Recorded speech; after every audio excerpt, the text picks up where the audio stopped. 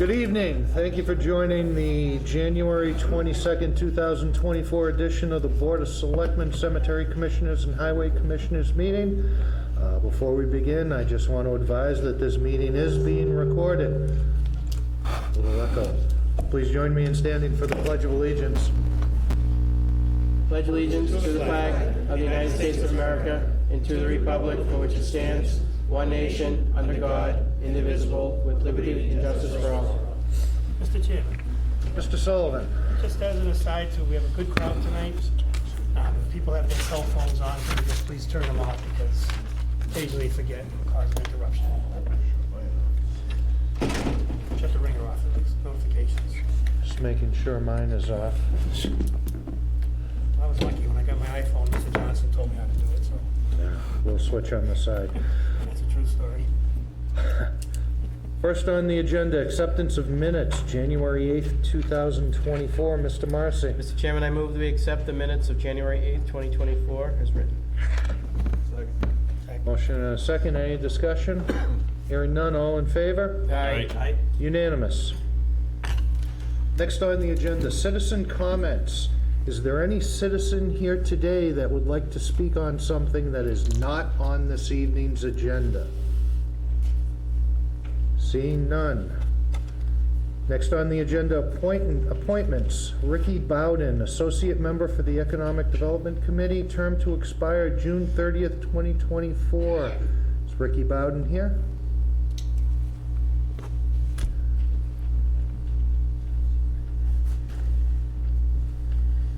Hi. Could you, your name, address, and tell us a little bit about yourself? Yeah, you can pull it closer. All right. Absolutely. My name is Ricky Bowden. I live on 10 Paglione Drive in Dudley.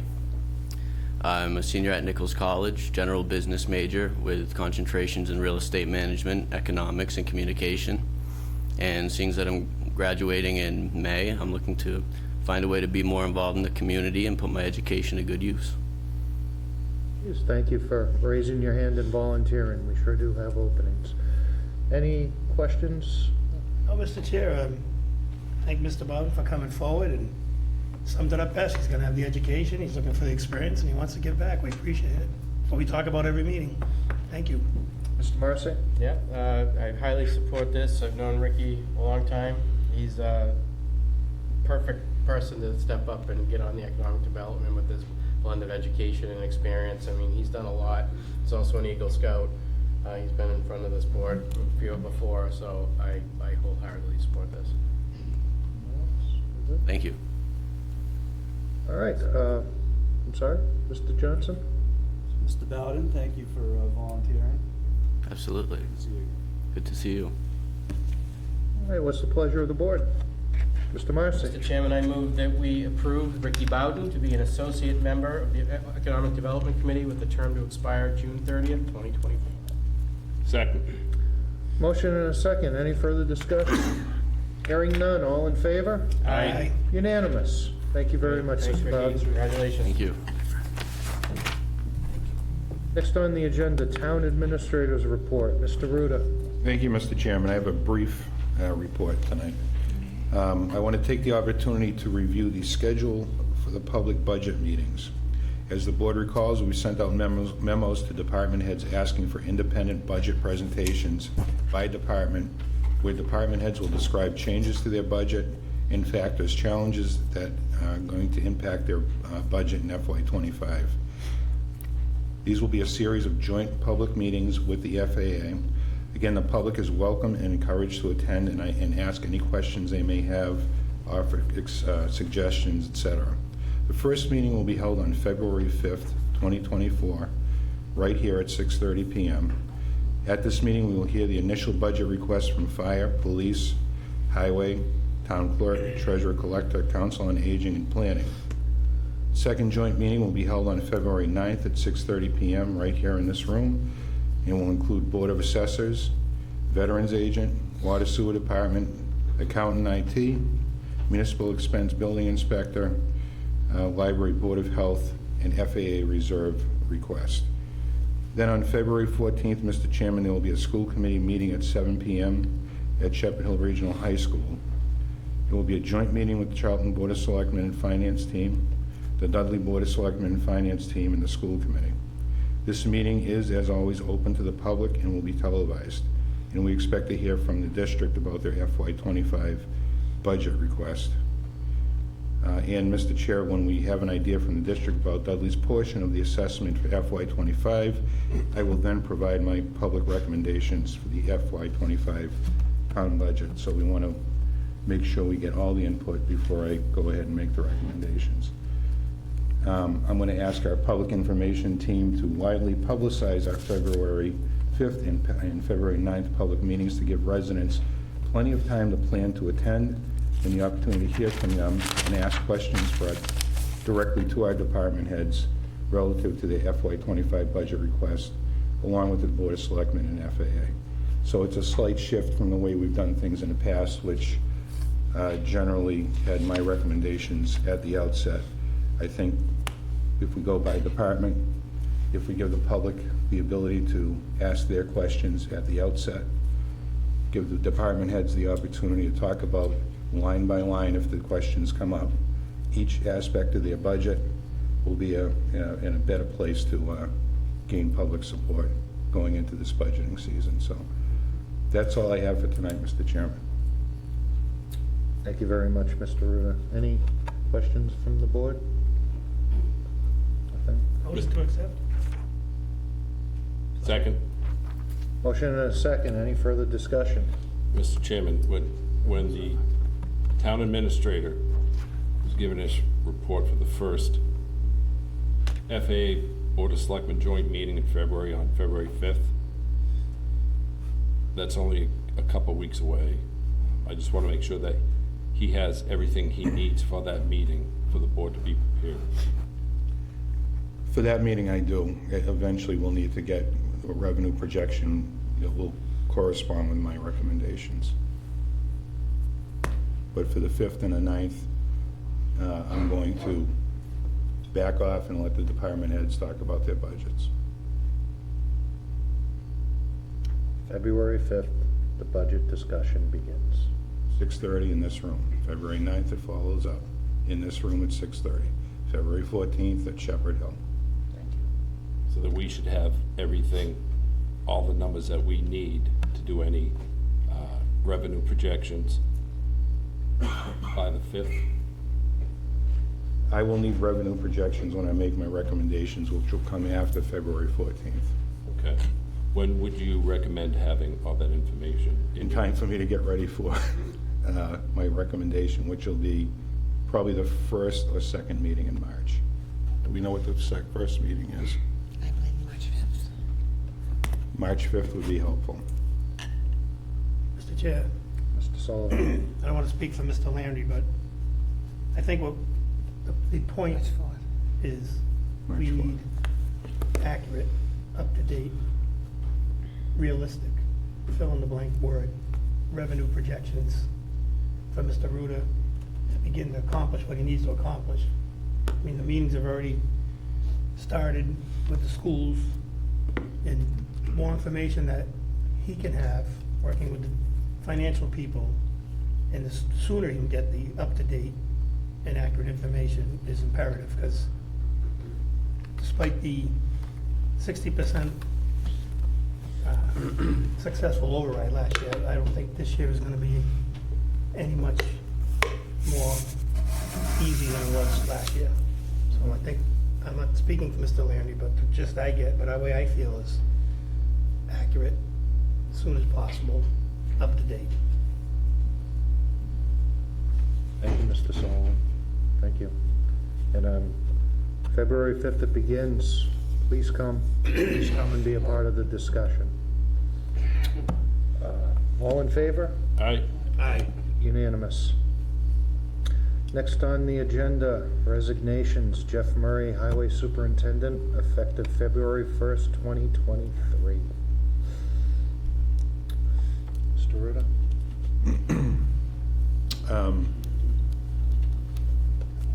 So Jeff is moving on to another position, and what I'm asking him to do is to have the Board of Selectmen Vote to declare a vacancy for the highway superintendent position. Appoint a screening committee. And then, of course, the highway commissioners will conduct interviews and make their final choice based on recommendations from the screening committee.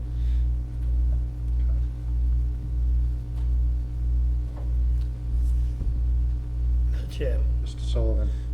before we accept, I know I'm not gonna be able to change his mind. I would like to ask Mr. Murray just to come up and say a few words if he's so inclined. Then we can, say what we wanna say. If he doesn't mind.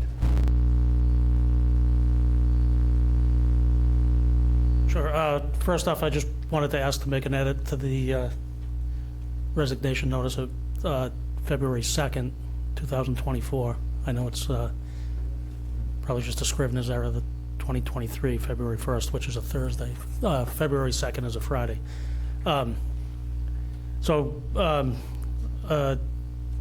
Pretty difficult decision to make with the resignation. I'd taken an opportunity at a new position with the struggles through the budget crisis last year and loss of resources and even a failure to utilize some of the grant funds that we were able to secure because of the lack of resources in the department. Kind of helped me make the decision, but I don't want to just dwell on the negative aspect of it. I've had an opportunity to have a lot of positive interaction with town residents, town employees, been able to team together with the town administrator and the town planner to secure quite a few grant opportunities and projects that we were able to either successfully secure or complete. And just wanted to take the opportunity to recognize that and the good people that I've been able to work with here in the town of Dudley. That's pretty much it. Thank you, Jeff. Mr. Sullivan. Well, Mr. Chair, it's never easy to say goodbye and good luck to a current employee. We usually have someone coming up, they're either retiring or we recently lost is Chief Kolowitz, a patrolman, side effect of the financial insecurity in town last year and going forward. But tonight, to personally thank Mr. Murray. When we hired Jeff, one of his strengths was in the town he lives in, he was a member of their local government as an elected official, a selectman. He had some experience working on capital projects in his town. And when Jeff came in, he brought a lot of good ideas, a lot of a good experience that he had. I remember going down, he had been here maybe a month or so, modernizing. They were hanging the TV on the wall down there. There was things that we just didn't have before going forward that Jeff came in and with his experience could see right away. I mean, he updated personnel things, the way personnel files were stored, for the want of a better term. But in dealing with Jeff, like most town employees, but specifically Jeff, he always got back to you, got back to his residents. He was way outside the box on some of his ideas. His skill level, Mr. Ruder and Michelle can speak better, when he took over all of our dam compliance, stormwater management, where we've been fined in the past for not getting done.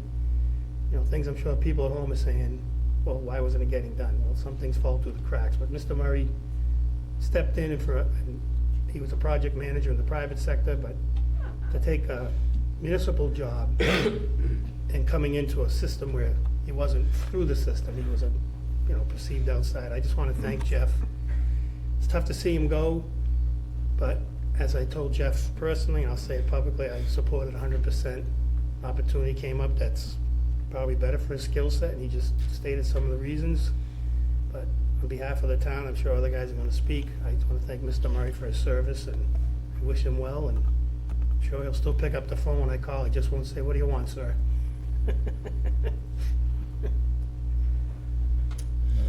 Mr. Chairman, I just want to thank Jeff. Did an awesome job, helped us out tremendously. Got a lot of money for us, so it didn't come out of our pockets. he always had a good word to say about people. And if you ever needed him, you just called him and he came. And I want to thank you very much.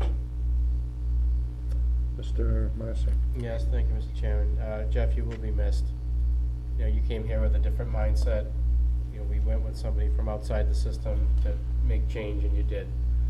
And I thank you for that. And I think you definitely left this better than you found it. Made improvements, just innovating in a department with the resources that you had. It was impressive, and that was all your project management background, and employers are lucky to have you. So we will miss you. Thanks, Jeff. Mr. Chairman. Still- Thank you, Jeff, for all you've done. Good luck in the future, and hope all the best.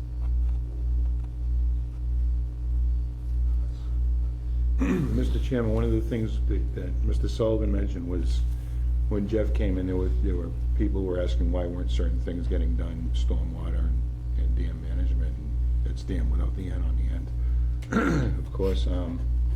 But Jeff came in and, with his help and with a second set of eyes from our town planner, he came in and he accomplished what we hired him to do. That's why we hired someone with his skill set. So it's, I certainly will miss Jeff on a daily basis and the support that he gave to my office, but he can certainly leave onto a new phase in his work life, head held high, that he came in and he accomplished the mission that we asked him to do, and he set us on a good course. So I thank Jeff as well for his assistance and his ongoing leadership.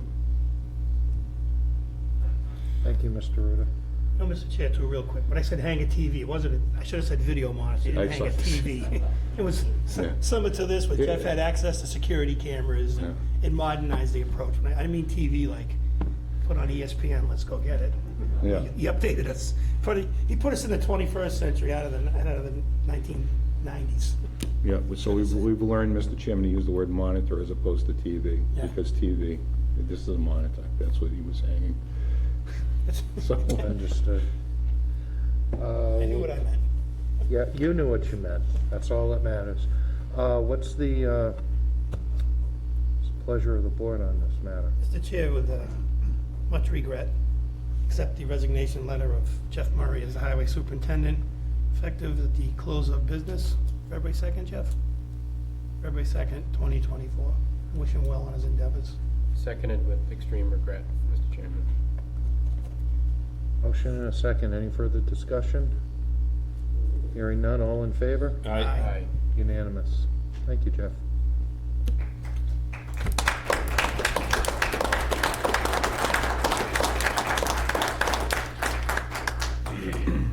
So, Mr. Chairman, next I'd like to ask the board to declare a vacancy for highway superintendent, effective at the close of business on February 2nd, concurrent with the resignation.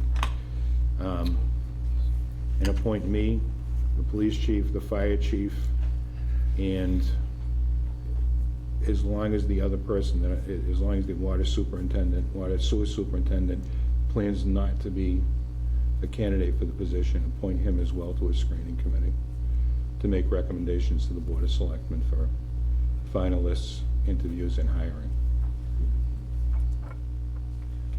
So moved. Second. Motion and a second. Any further discussion on that? Seeing none, all in favor? Aye. Unanimous. Next on the agenda, public hearing, continuation of poll hearing opened on Monday, December 18th, 2023 at 6:35 p.m. This is a petition for joint or identical poll locations, Massachusetts Electric Company, DBA National Grid, and Verizon New England Incorporated. Request permission to located poles, wires, and fixtures, including the necessary sustaining and protecting fixtures along and across the following public way: West Main Street, National Grid to install one JO pole on West Main Street and remove one JO pole on West Main Street, beginning at a point approximately 78 feet west of the center line of the intersection of West Main Street and Dudley Hill Road, removal of existing P17 West Main Street, and installation of new P17, approximately 40-foot estimated, and we're reopening this at 7:48 p.m. 6:48 p.m., I apologize. Close. I was in Central Time or the other time, whichever one. Is there someone here from the National Grid? Could you come up forward, please?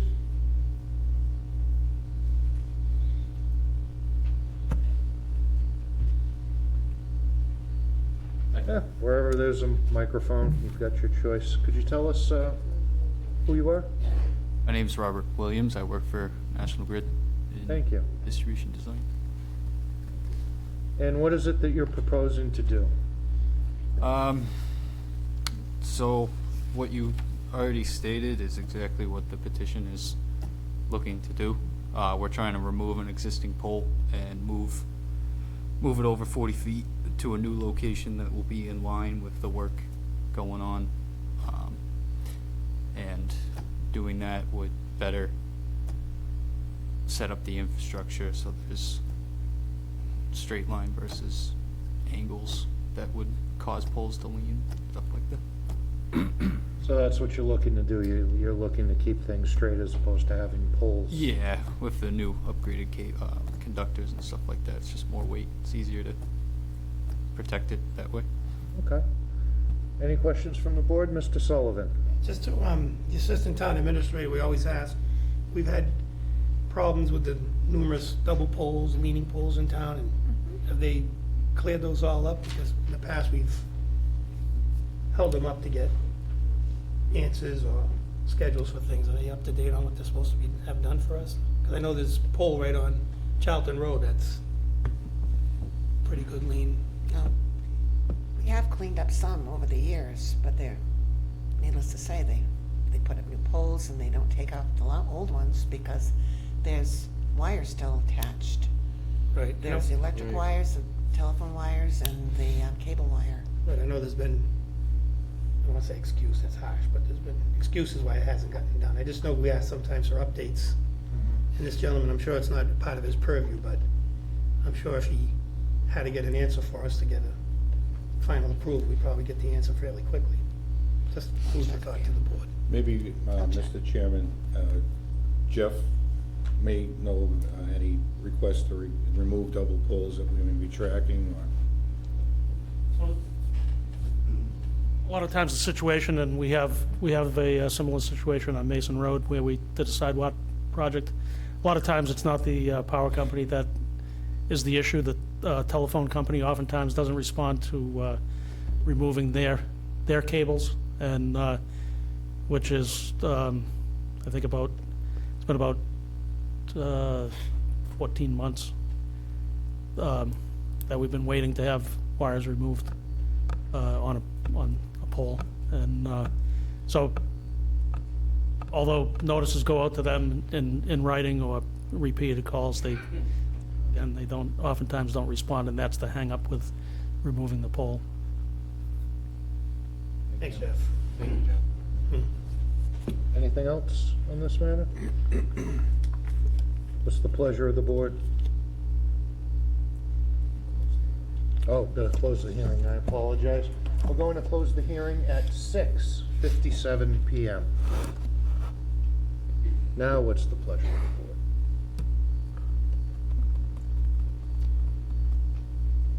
Mr. Marcy? Mr. Chairman, I move that we approve the petition for joint or identical pole locations for National Grid and Verizon New England as written.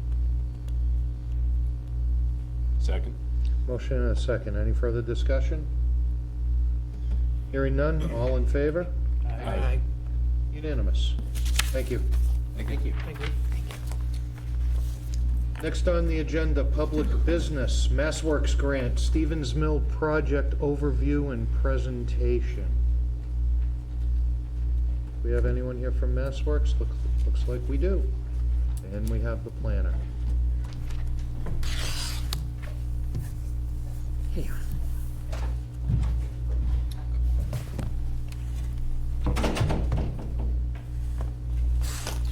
Hello, could you all Bill, you want to start?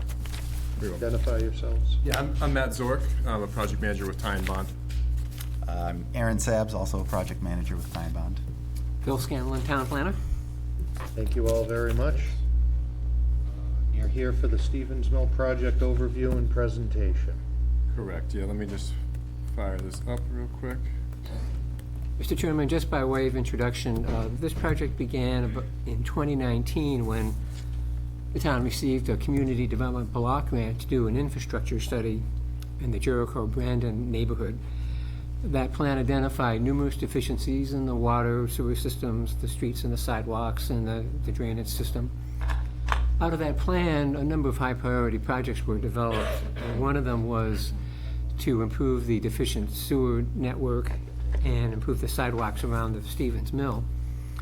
We were able to secure a MassWorks grant to pay for the design of that project, which was completed about 2 years ago. And then Matt and Aaron recently completed the complete plans and specifications for this project. We have a $2.5 million grant from MassWorks to actually construct these improvements. So I'm going to turn it over to Matt and Aaron to give an overview of the project and give us a timeline. Perfect. Thank you, Bill. I had a little bit of this overview too here, Bill, so I'll just go through a quick, trimmed down version because you kind of mentioned a lot of it. But yeah, back in 2020, the Jericho-Brandon study, we looked at these two areas, roadway, sidewalk improvements, or infrastructure, drainage, sewer, water systems. Out of that study, we identified about 8 potential projects. And the first one was actually implemented this past year. That was First Avenue Infrastructure Project, where we replaced the water main, about 800 or 900 feet of water main or so, with a new sidewalk along the side. There is a future phase of that for paving, which hopefully will be sometime in 2024. But this project goes, the second project that came from the infrastructure study was really the MassWorks, or the Stevens Mill area. So yeah, we put together a MassWorks application a couple years ago for the design phase. That was recently completed. And now we're pretty much ready to bid the project. As Bill mentioned, there was a MassWorks grant for construction funding that was approved for $2.5 million. And this is a little information about the MassWorks program here. So the plan right now, and I'll get into kind of just the high-level overview of what we're planning to do in these next couple slides, and then I'll turn it over to Aaron to kind of walk through the plan set and dive deeper a little bit, and then we have some questions at the end if anyone wants to ask anything. In terms of timeline, the plan is to, I think we're in the pre-contract phase right now with MassWorks, so hopefully that will get resolved in the next couple months. And then once that is resolved, or the contracts are signed, bidding is hopefully for the spring of 2024. If we get favorable bids, then summer construction. We anticipate hopefully the underground work will get completed this year, and next year in the summer of 2025 or spring would commence with the surface restoration work, sidewalks and roadways. So this just kind of goes through the existing sewer layout of the area. So this is focusing on Village, Mill Street, and Ardlock, and also West Main Street. The project really had 2 goals. The first goal was to get the city infrastructure in the city right away and on the streets. There's a lot of sewer that cuts through private residences. And I know it's kind of hard to see, but there's a green line here. You can see it kind of cuts through, kind of goes parallel to West Main Street, but through the properties here. And another line over here. So the plan here is to take the sewer lines and bring it down the roadway, go into West Main Street, and then basically everything will intercept down here and go towards the river. So that was one driver of this. The other driver is to support the Stevens Mill project.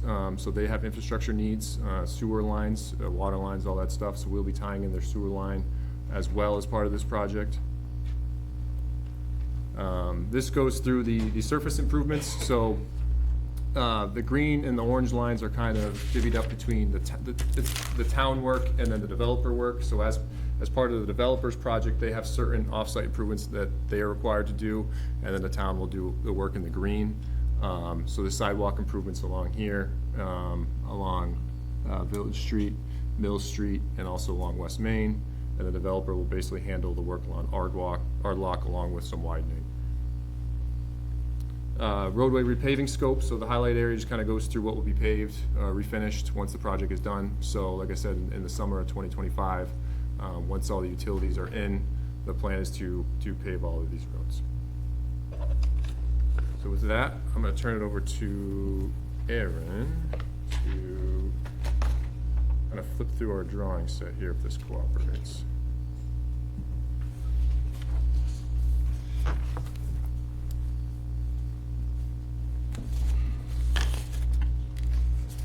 Sheet do you want to start on? The beginning's fine, I'll flip through. There you go. So I think Matt's slides did a good job sort of showing the scope, especially in a way that can be viewed at this scale. But this project,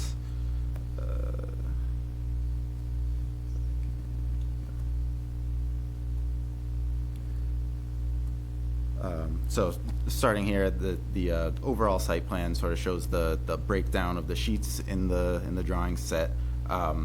And the one thing that is not shown on here, but should be mentioned, is that the sidewalk improvements on Village Street and on this section of Mill Street in front of the Tri-Valley building on the north end of the site will be included as bid alternates. Village Street will be alternate 1 and Mill Street will be alternate 2. So meaning all the sewer work will be completed as the base bid scope of the project. All the roadway repairs will be completed in the base bid, but it was broken out to hopefully maximize the grant funding that's available and ensure that the project can move forward, so that the sidewalks on Village and Mill will be included as alternates. That if the bids come in favorably and below the funding budget, then that will be included as part of this project as well. Continuing through, these are the existing conditions and demolition sheets. Really just show the removal of pavement, of sidewalks, curbing that will be either removed and reset or removed and replaced. This is the section in front of the Tri-Valley building here that I mentioned. This is alternate 2. Once we get to the proposed condition sheets, it'll be a little more clear, but there's a crosswalk to Flaxfield Road from the Tri-Valley building. And then continuing to the proposed condition sheets, as you can see, this a sidewalk repair on Village Street, which will be part of alternate 1, and then Village Street will be milled and overlaid. Sidewalk and crosswalks will be constructed or at the West Main Street and Village Street intersection. And then the other 2 streets, so this is the sort of intersection with Mill Street and Ardlock Place on the bottom of the screen here. And those 2 streets will be reclaimed, full depth reclamation. Sorry, going back, that was the crosswalk at the Tri-Valley building that I had mentioned. This appears to be a little bit frozen. But yes, the pavement pavement on Mill Street and Ardlock Place will be full depth pavement reclamation. Just due to the condition of those streets, it was recommended that they be replaced, the full pavement section. And then continuing down, the next slide is going to be behind the Dunkin' Donuts building, I believe, where the new sewer will run within the existing easement, parallel to the existing sewer, where it will be connected into the Stevens Mill redevelopment housing project, and it will continue to the sewer interceptor that runs parallel to the river, down near the bank of the river. This project went through the Conservation Commission. NOI was submitted and an order of conditions was issued for this. And then the next set of sheets here is going to be the sewer layout.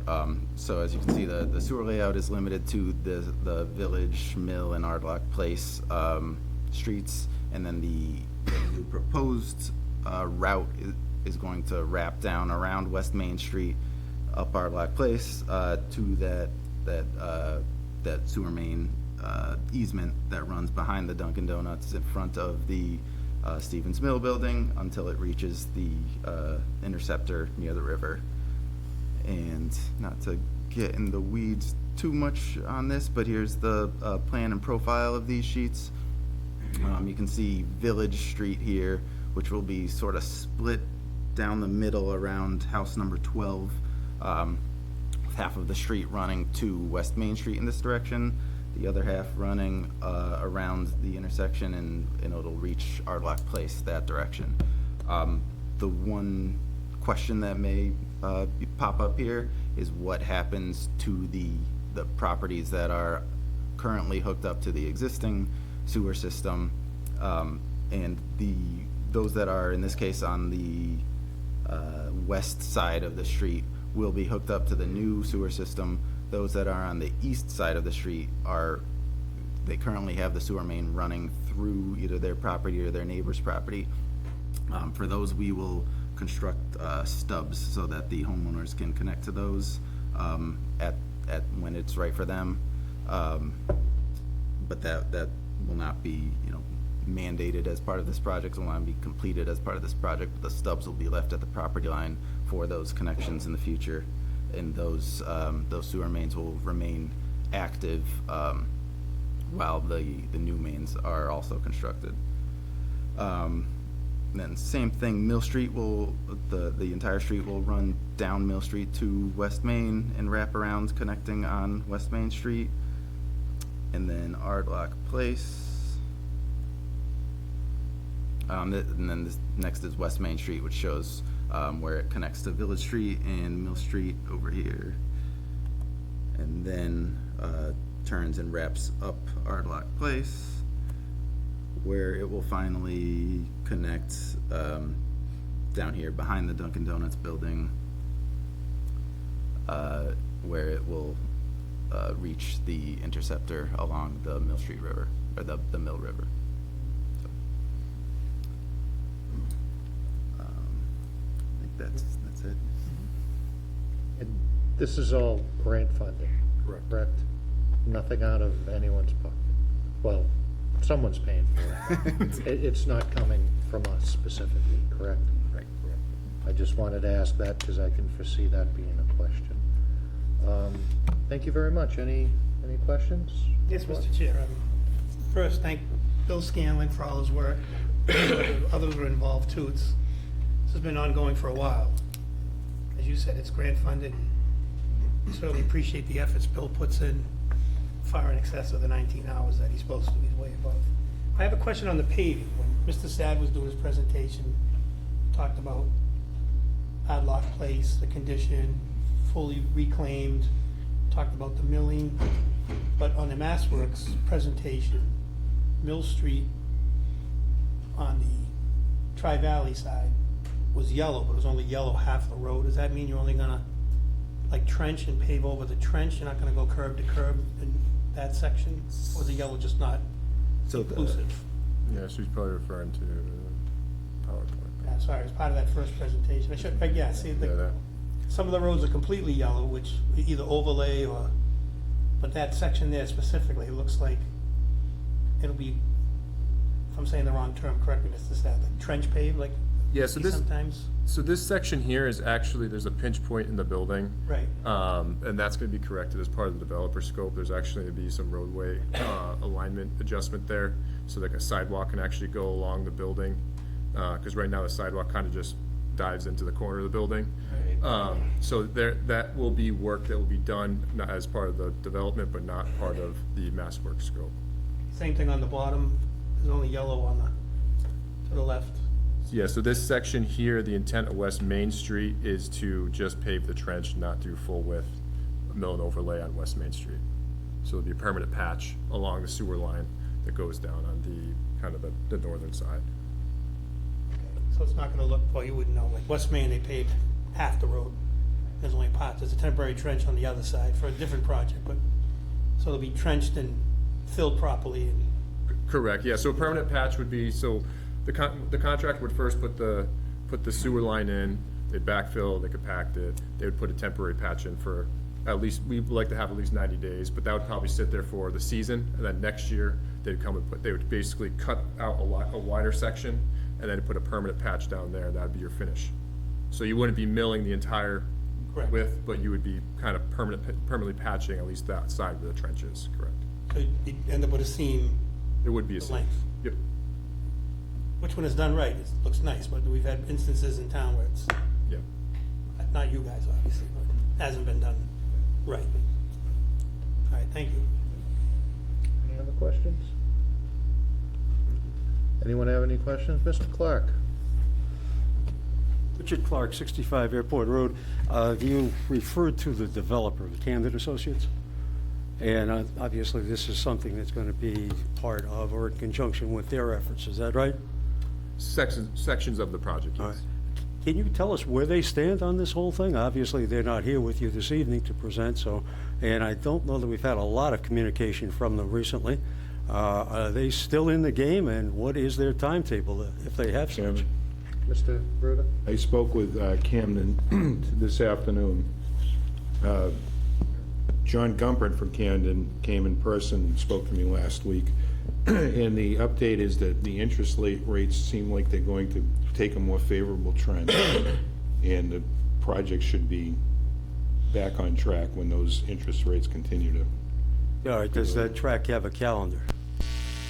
I guess I try to get this down to a point in time. You guys are looking to get this thing started when? The town portion, we're hoping to bid out this next couple months. All right, and where does that work in terms of their timetable? Do they have any indication of when things are going to happen? I think the sign says coming soon, but soon seems to be rolling Well, down the road. I think it's very, it's dependent on the market, the trends right now for interest rates. Last I heard, they were talking about 6 reductions in the interest rates over the next 2 years, maybe a quarter of a point or so.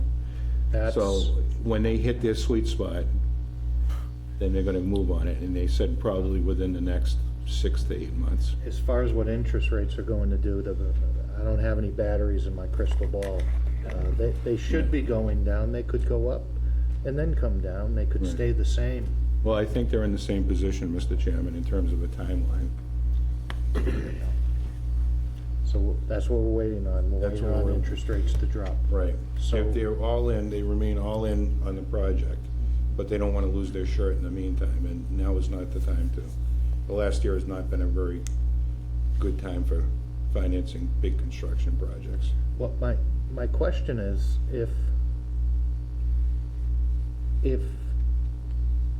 don't even wanna say if, but I'll say it, if that doesn't happen, will that affect this at all? Because there's a lot of this that will help the town that has nothing to do with Stevens Line. That, like you said, that pinch point where that building is, it's like this much until you get the road. That would help. Some help on just that whole area, making it more walkable. So we did, Mr. Chairman, we did ask the question, and Bill and I asked the question, Jeff asked the question, everybody who's been involved in this has asked that question, and this is not gonna, this project will move forward with the infrastructure, the sewer line improvements, the sidewalks and so forth. This will move forward, and it's not gonna have, the timeline of the mill won't necessarily have any sort of impact, because there are a few things that the mill is gonna do, like the pinch point, but it's not gonna hold up this project. Mr. Sullivan? That was gonna be my question, Mr. Chair. The town portion will be bid out. You talked about, for example, I know it's on a smaller scale, but you talked about the private residences getting a nub because the problem with the lines going through private property. Obviously, it would be a bigger nub for the word. So if you lay in front of that side of the mill behind Dunkin' Donuts, and they're not into their construction phase yet, there'll be some kind of mechanism put on that line that you're gonna put in where they can tie in. Correct. Because obviously their contribution to their problem, the town's obligation ends at the property line. We're not gonna lay a line, drag pipe up to their building to let them tie in. You'll still bid it out, and the contingency will be there. If they're not ready to work in conjunction, they can come back, and the mechanism will be in place for them to tie in. Correct. Similar to what we did, Mr. Chair. Not sure who was on the board back in the day when the sewer line came under the North Main Bridge. We wanted to go left, and George was involved, but they couldn't go left, went right back towards Oxford, but they did put a nub facing to the left for future development. So that's basically the same idea. It'll be there for them when they're ready. Okay. And that might be you, possibly Mr. Marcy as well. That was before my time. That was before my time too, a long time ago. Sir? Unfortunately, it was a term. Sorry, I don't know your name. Could you say your name and address when you come up, please? Yeah, so my name is Doug Macedo. I reside at 32 Noble Street in Dudley. So the question still lies on this project. Personally, the place is an eyesore. Now they're saying a price point of, their interest rate. What if that interest rate doesn't go down or stays where it's at, and it keeps just going up and up and up and up? Now do we have to keep looking at this place as an eyesore, as well as, again, that whole sidewalk?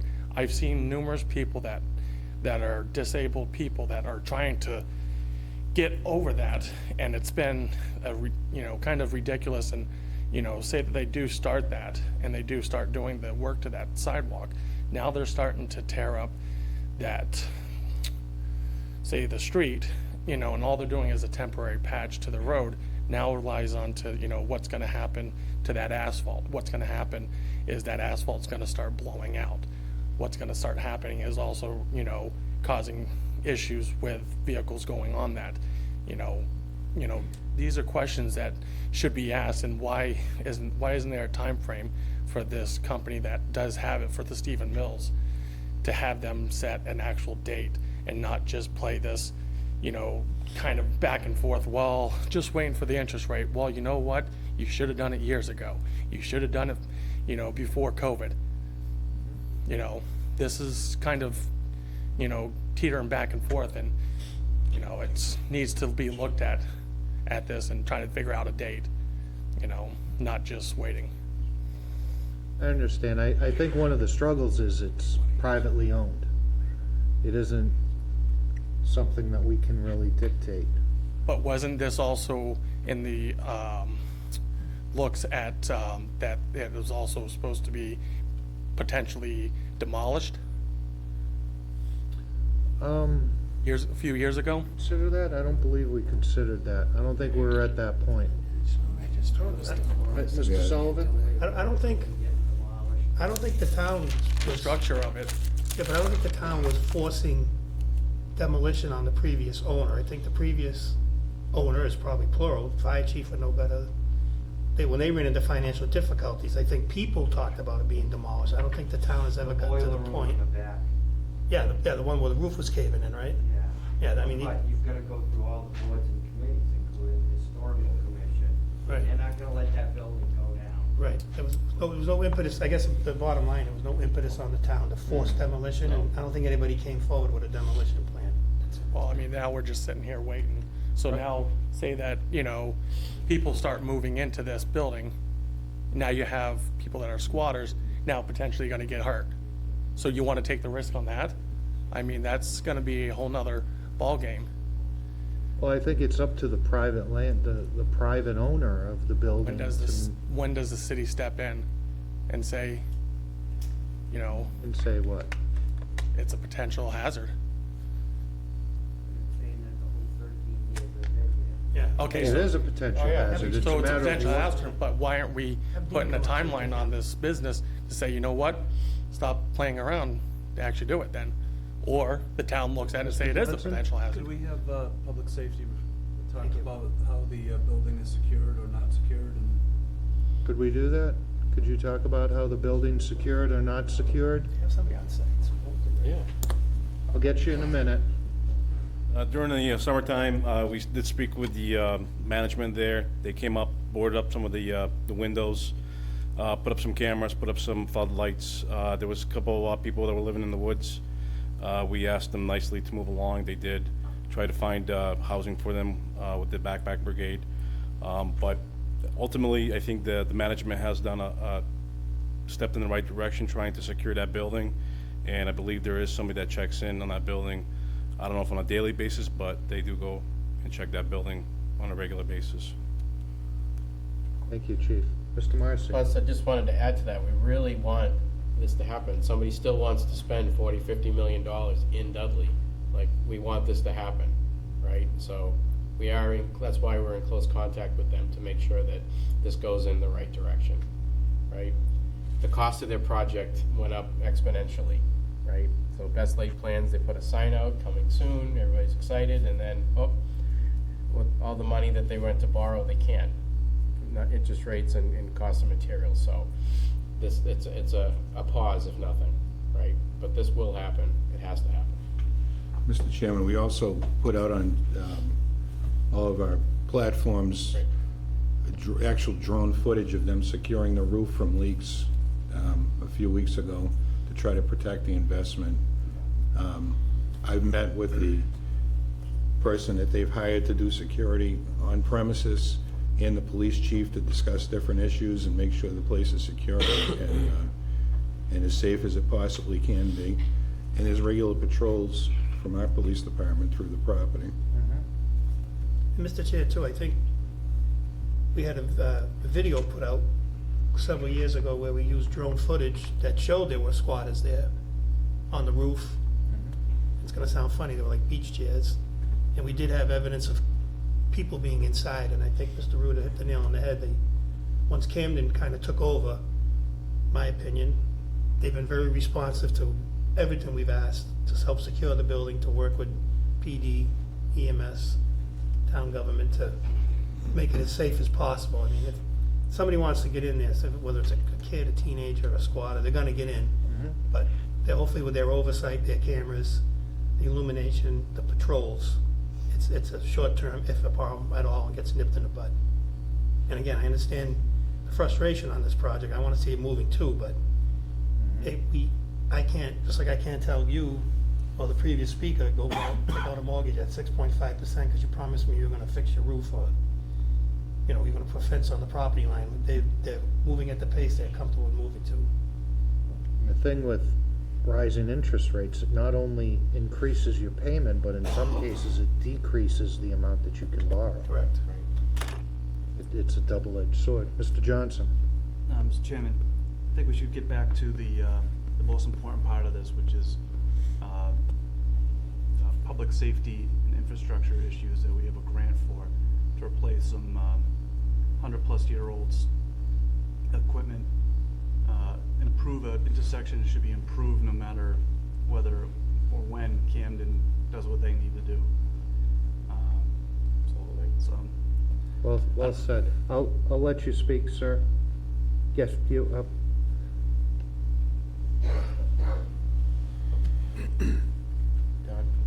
Hi, my name is Don Wilson. I live at 31 Mill Street, and I have a question about how this is going to impact our availability to get through to West Main Street during all this construction, because I only live 4 houses down past where you're doing all the work.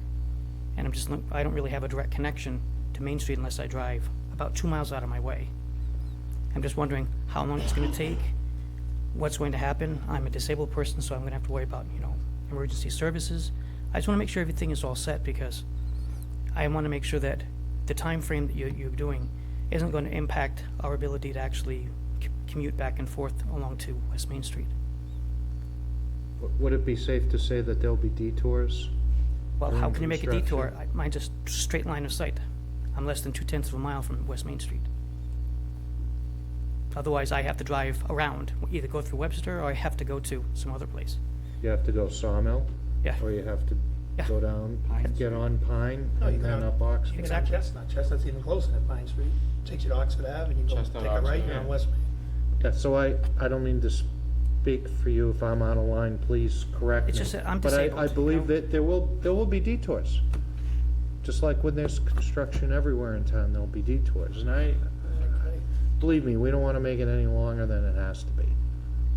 Well, I went through the process about 4 years ago when they put in water lines and sewer lines in my street, and they didn't finish tearing up the street for over 3.5 years, and I'm hoping this is gonna be a lot faster.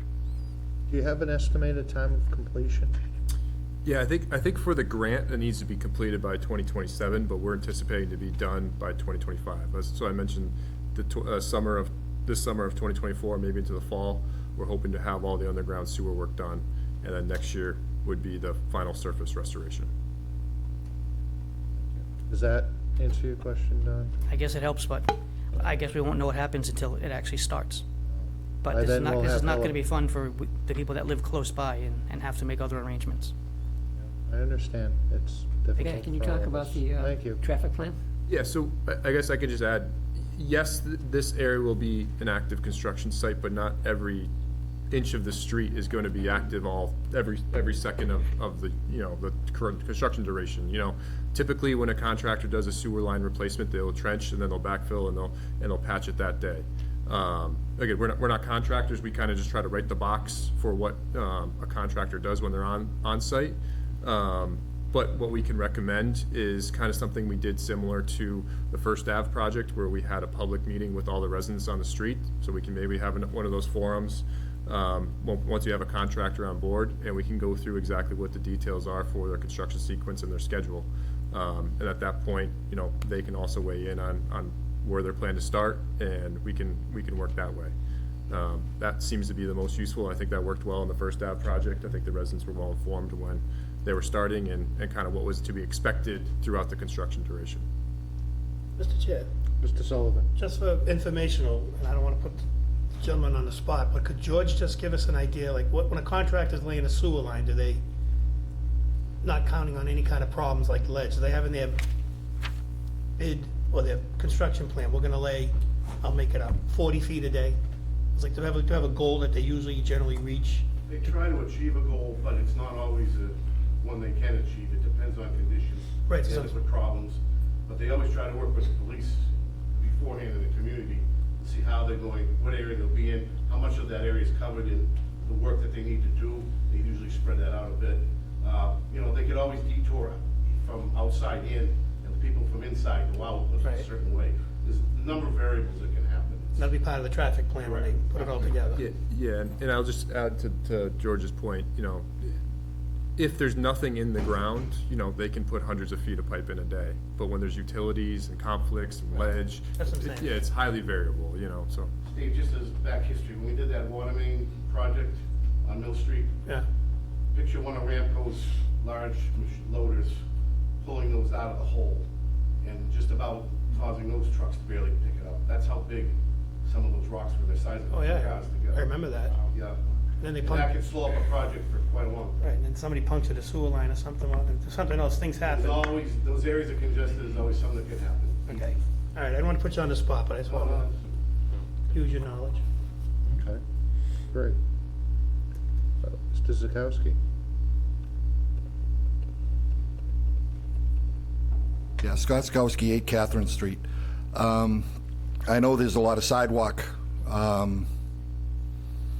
improvements being done in this area, but, and I did read the plans, so I know that there's supposed to be granite curbing, but just anywhere that they put the formed asphalt curbing, it just becomes parking spaces. First Ave, half of the new sidewalk has got cars on it all the time. It's not a sidewalk if it's got cars on, people can't walk. I would just like to just call out that when this project is done, that all of the sidewalks have granite curbs. That kind of prevents folks from driving up onto them and parking. Every sidewalk in town that has a formed asphalt curb has cars parked on it. All over. So. Well, I would submit, Mr. Chairman, if that's a problem in a certain neighborhood, that neighborhood should reach out to Chief Kolowitz, and I know for a fact they go out there and they move people along. We had the issue on Schofield Ave a couple of years ago, remember, with the garage, and Chief's very responsive if there's a problem, so Right. that would be my suggestion. Yes, sir? Steve Sad, 47 Healy Road. 10-year road project. Oh, that's coming up next. It's coming up Yeah, next. we're not on that Yeah, yet. we're not on Tanyard Road. Oh, wait. Yeah. It's okay, you're just ready to go, that's fine. Anything else on the Stevens Mill project? I just mentioned, Mr. Chairman, that the mill itself is on the National Registry of Historic Places.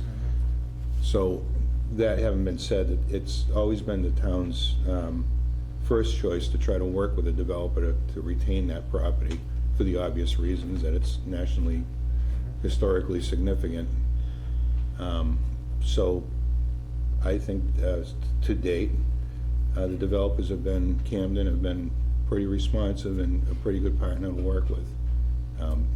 We talk to them at least monthly.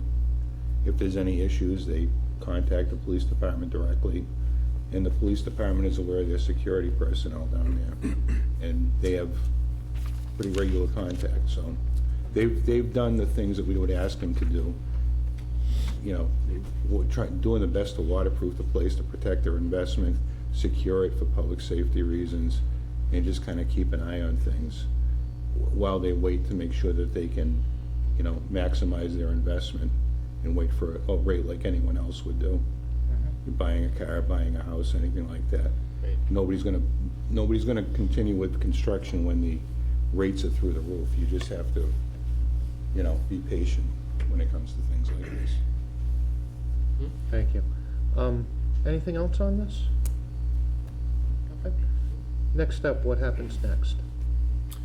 So right now, like Bill and the town are working through the pre-contract with MassWorks, the program. So once that contract paperwork is squared away and the town has a contract with MassWorks, they can then retain us to then help put the project out to bid, and we can move forward with getting a contractor on board, hopefully, like I said, early this spring, so that we can get materials procured and construction lined up for the summer. Excellent, thank you.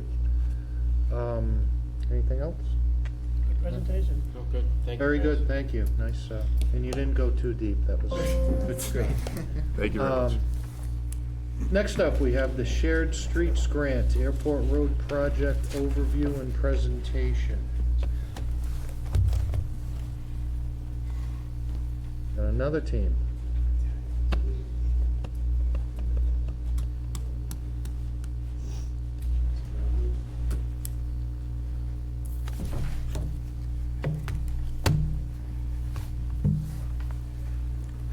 Hello?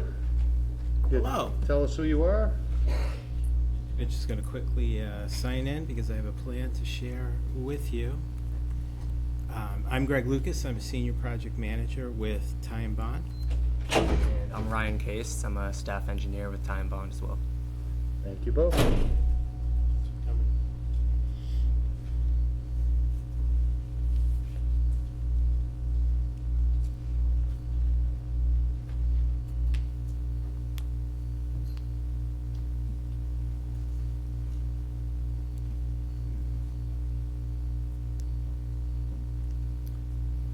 What do I need to do to make this work? Just give it a, I'm kidding, don't. I really don't know. Jonathan, Mr. Rudy's having a difficulty getting that.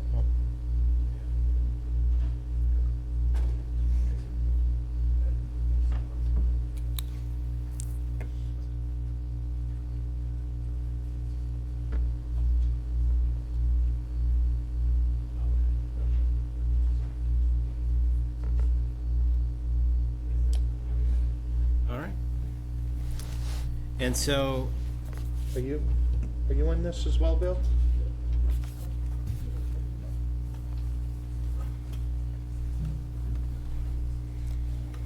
I guess not. and so, Jeff, I don't know if you want to introduce or you want me to go ahead and. Yeah, go ahead and, Okay. if you want to. Sure. So, Ty and Bond, we've been working with Jeff and with the town since the town received the Shared Streets and Spaces grant from MassDOT, which is for the grant awarded to the town is approximately $177,000. That grant was through the end of 2023. We helped the town achieve an extension for that grant so that the funds can be used through 2024. the initial thought of the project was narrowing up the intersection slightly and putting a crosswalk across the intersection to help serve the connection for Nichols College, going across Dudley Hill Road to the Dudley Hill, to the golf course there, which is owned by the college.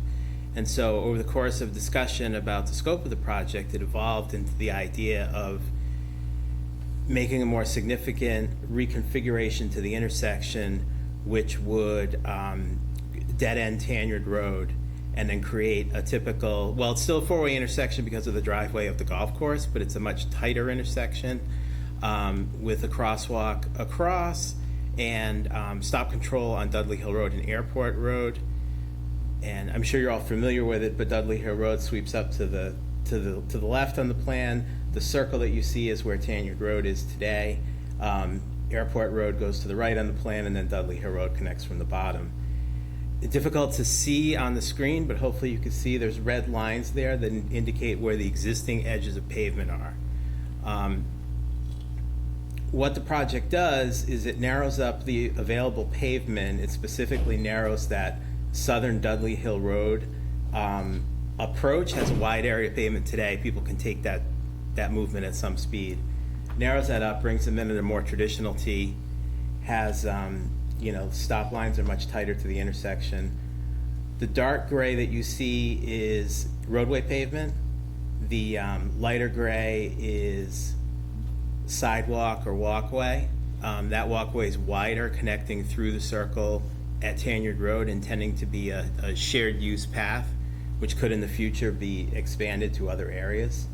The green is new green space or an expansion of green space. The slight narrowing of the driveway at the golf course, obviously a narrowing of the roadway for Dudley Hill Road and the southern leg. And then the circle is the most expansive change in dead-ending Tanyard Road and introducing a circle that's large enough so that vehicles can make a U-turn, specifically fire trucks and school buses. At this point, this represents our preliminary design. It's pretty well formed. What's left to do for a final design would be, finalizing some of the grading details. Obviously, we're changing some edges of pavement and things, and so there'll need to be some changes in the roadway crown, et cetera, to make sure that slopes work. There's drainage improvements associated with that in order to catch the drainage where the roadway edges are now. And then as we looked at this, we looked at a few different, we came up with a cost estimate. We looked at a few different options for pavement restoration, mill and overlay, full depth reclamation, and full depth reconstruction. Full depth reclamation seems to be the most favorable option for this because it will involve, while the mill and overlay is the cheapest option, the mill and overlay can't retain the roadway slopes. And so there'd still need to be some corrective slope work. There still need to be some full depth work. The full depth reclamation requires less trucking of material on and off the site. Full depth reconstruction would be more expansive and more material brought to the site and more impact to residents. Those cost estimates right now run between $510,000 and $610,000. So there's a delta between the amount of the grant and what this project would cost. And so in our discussions with Jeff and with Bill and with the town administrator, we talked about, well, can this project be staged? And it can. The challenge is that if you were to stage this project, you have to construct the dead end portion, the circle at Tanyard Road first. So that would be your first stage, would be that component of it.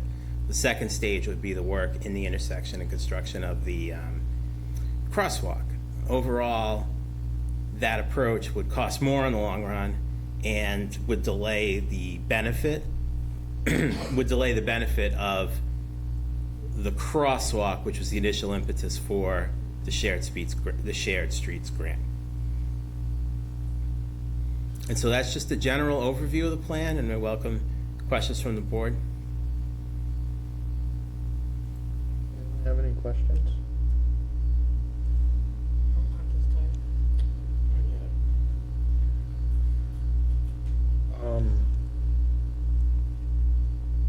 Just looking at the plans, there's a little bit of grass there, I see. So the impetus for this was a crosswalk, is that correct? The initial grant application was related to the crosswalk and a narrowing of the intersection.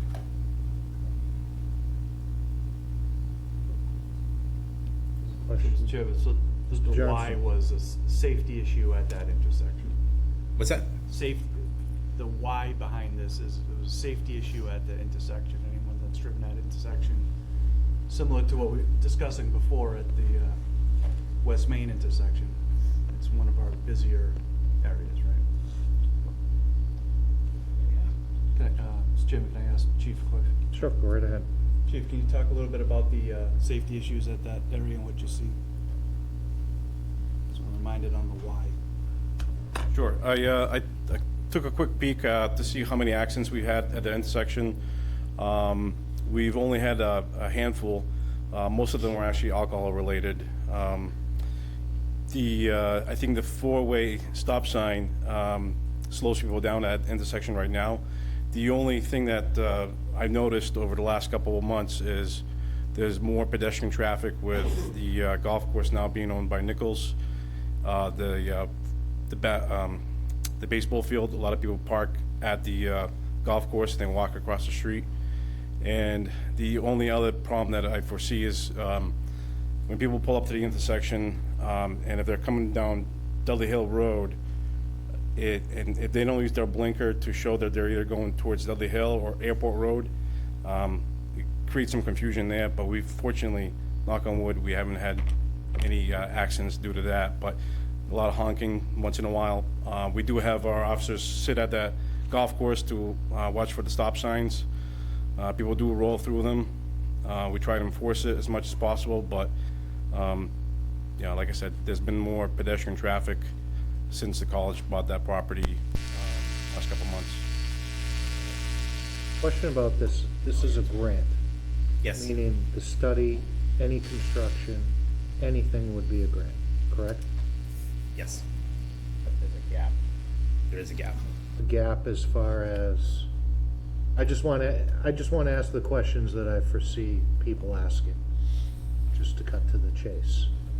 I anticipate the financial impact, if any, would be the first one.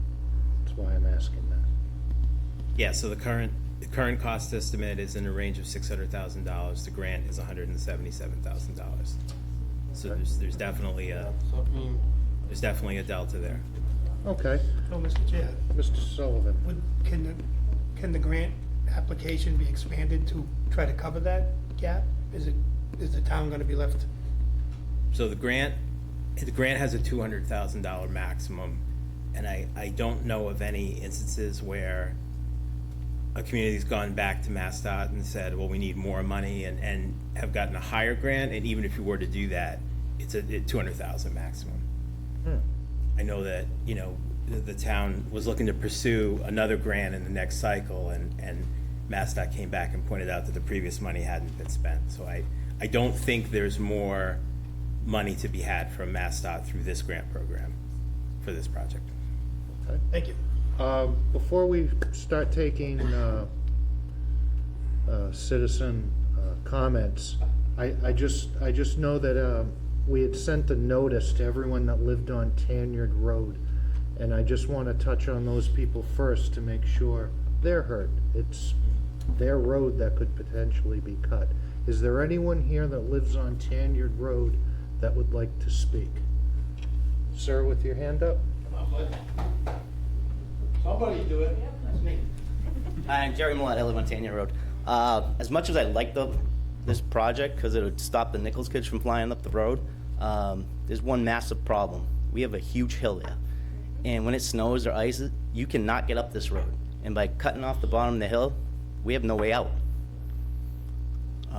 So I don't know if there's any other plans you're looking at. That's a steep hill. When I went to Nichols, I played rugby, and we used to do sprints up that hill. And Exactly. I hate that hill. My father-in-law's here today. The trash truck got stuck on the hill the other day with the ice, and I think the highway department came and sanded it for him. So this is a major safety concern for me and my family. There's no way, like I said, we get stuck on the hill. I don't go up the hill during snow and storms. I go down the hill. Same thing when I come home. I come down Dudley Hill there and I go up the street, because my house is dead smack in the middle. So that's the problem I have with this design. I don't think it's gonna work for us getting out. I know there's more people that want to talk about it behind me. Thank you. No, that's great, thank you very much. Anyone else that lives on Tanyard Road? Actually, the gentleman there, he beat you by a second. Sorry, I don't know your name, I'm just going to point. Sorry to be impolite about that. So, Charles Landry, 12 Tanyard Road.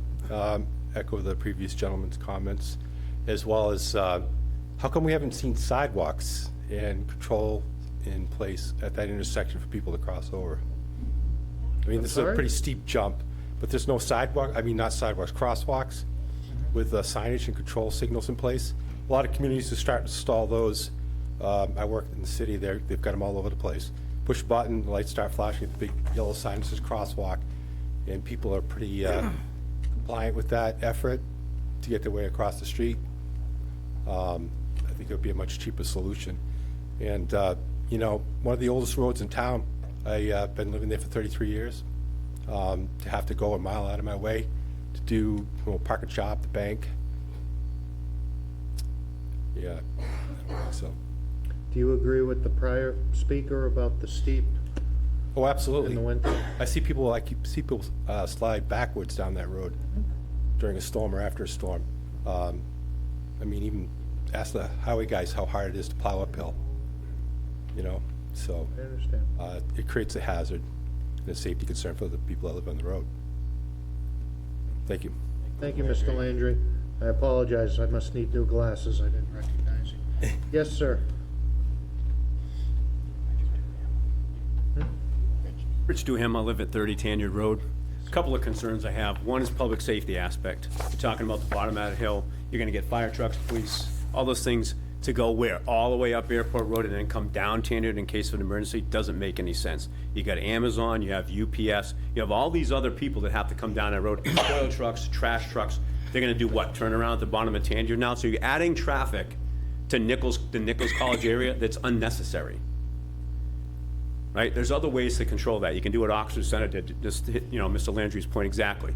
Put a traffic signal there, put the blinking lights, those types of things they did in Oxford that seem to work effectively.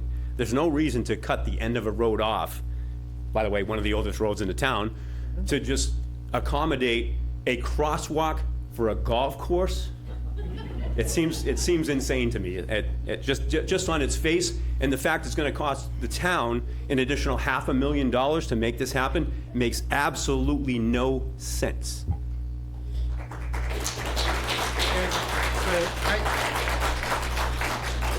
I bet you're all probably wondering now, where did this idea come from? Well, I'll tell you. There are grants available involving schools. And picture from Shepherd Hill, come up to the intersection of Ramshorn Road, then come down to the Four Corners at Center Road, and then come down to this intersection, and then go down Airport Road to the light.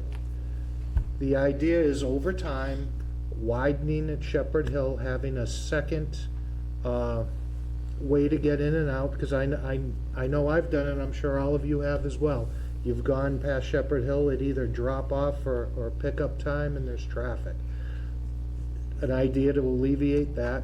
If you've ever driven at the intersection by Ramshorn Road, a little after when school gets out and there's the cross-country and track runners, not safe. Be nice to have a sidewalk there. And just following it all the way down. In front of the cemetery on just before the intersection with Center Road, the cemetery on the left that's up on a hill a little bit, because of an issue we had with a tree, that sidewalk's unsafe. I don't know if any of you have walked by that, but that's ridiculously unsafe there. And then to have a sidewalk going down Dudley Hill Road and then down Airport Road right up to Cumberland Farms. That's the idea over time to get that done. So this isn't Nichols College saying, hey, we want, no, this is a part of a bigger plan. And I don't believe we have to do this if we don't want to. I believe we could change it if we wanted to. And that's why we had this, to get input from all of you. This isn't, this is happening tomorrow, buckle up. No. Mr. Murray? So the original idea was a traffic calming solution for this and pedestrian accommodations. And as far as having to go all the way around with emergency vehicles or whatever, there's a shared use path that would access that with a bollard to prevent traffic from going through. So certainly emergency services would be available. The accommodations that were spoken about by one of the speakers with pedestrian lights or flashing lights are ineffective, and I think Greg can probably address that without creating the closing in of the traffic intersection like was designed. The idea with closing off Tanyard and making a traffic circle at the bottom was arrived at as an addition to closing in the intersection and preventing traffic from traveling at a high rate of speed up Tanyard Road. So those are the things that were done. And I think Greg can maybe address the signage of the flashing lights. Yeah, I could speak to the, and I heard a couple different, things discussed. One was, the flashing yellow lights where the person comes up and pushes the button. We call that a rapid rectangular flashing beacon. And that wouldn't be appropriate here because you have stop control on both approaches. It's not compliant. You can't use that at a stop controlled intersection on a stop controlled approach. And so you wouldn't be able to do that here. The idea of a full traffic signal, red, yellow, green lights is likely not warranted here. The side street traffic isn't high enough to trigger the need for a traffic signal.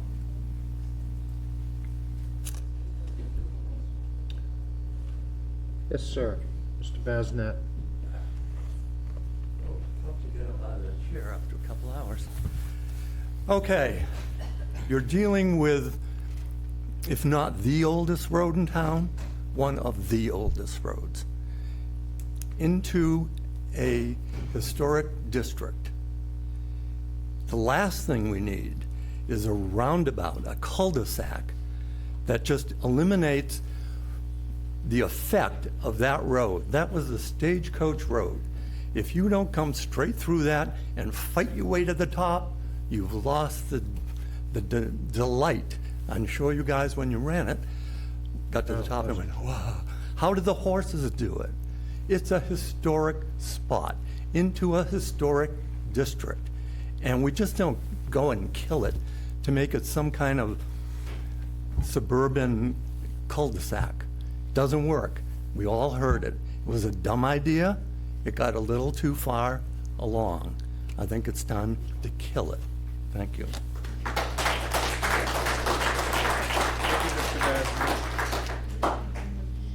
Mr. Sullivan? Well, Mr. Chair, the beauty of it, and Greg said originally, it's clearly delineated as preliminary design.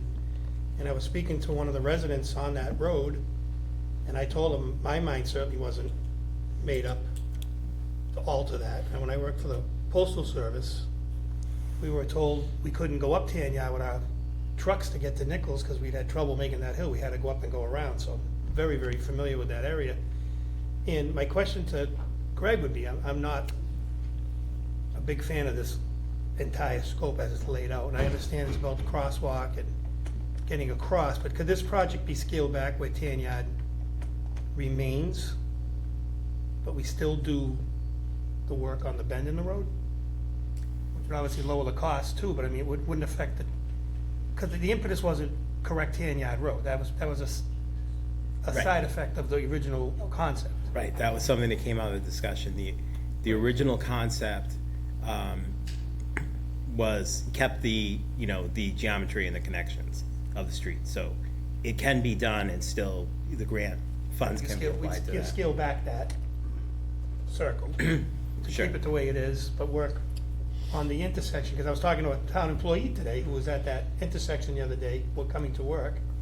That person told me a commercial truck van came up Tanyard, saw their vehicle at the stop sign and looked and figured he had to go. He didn't even stop, just like blew right through it. So, I mean, as Chief said, they do enforce it, but to get back to the main, we could leave Tanyard and work on a smaller scope of correcting that And I understand the gentleman was talking about Oxford with their blinking lights, but if you go through Oxford, like every third one's been hit, probably in the last 9 months. But as you said, it doesn't even matter anyway, because the way the intersection is set up, Right, you can't couldn't do use. that here. Correct. So that'd be, at my blush, my first blush would be we leave Tanyard and figure something else out on the other side. Even getting Nichols to agree to alter the access and egress, I think would be a big help. I know you said narrow slightly. If they could narrow 50% of that down to like you got shows on your plan, that would even help. Because now the cars come out. I mean, I've seen it. I play golf there. If they're going left up airport, they don't stay all the way to the right and put the blinker on. Invariably, they cut over and they go buzzing by Mr. Clark's house. And sometimes they go the other way. They just cut right over to go Dudley Hill. If they could, even like traffic calming measures in that intersection or just in that entranceway would probably even help. And I understand they're private, but maybe they would work with us.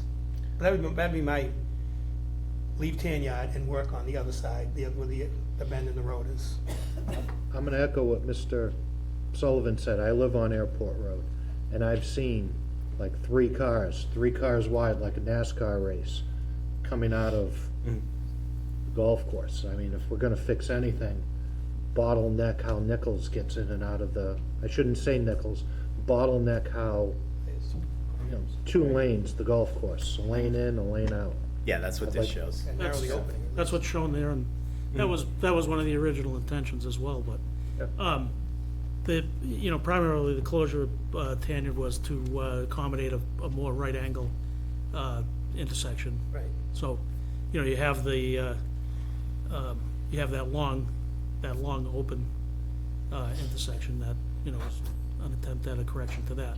And as far as the town spending money, somebody, conjecture with a bunch of different points, it wouldn't be town funds that would be spent to do that. There are other grant funds available through Chapter 90 that would pay for the additional portion of the work to be done.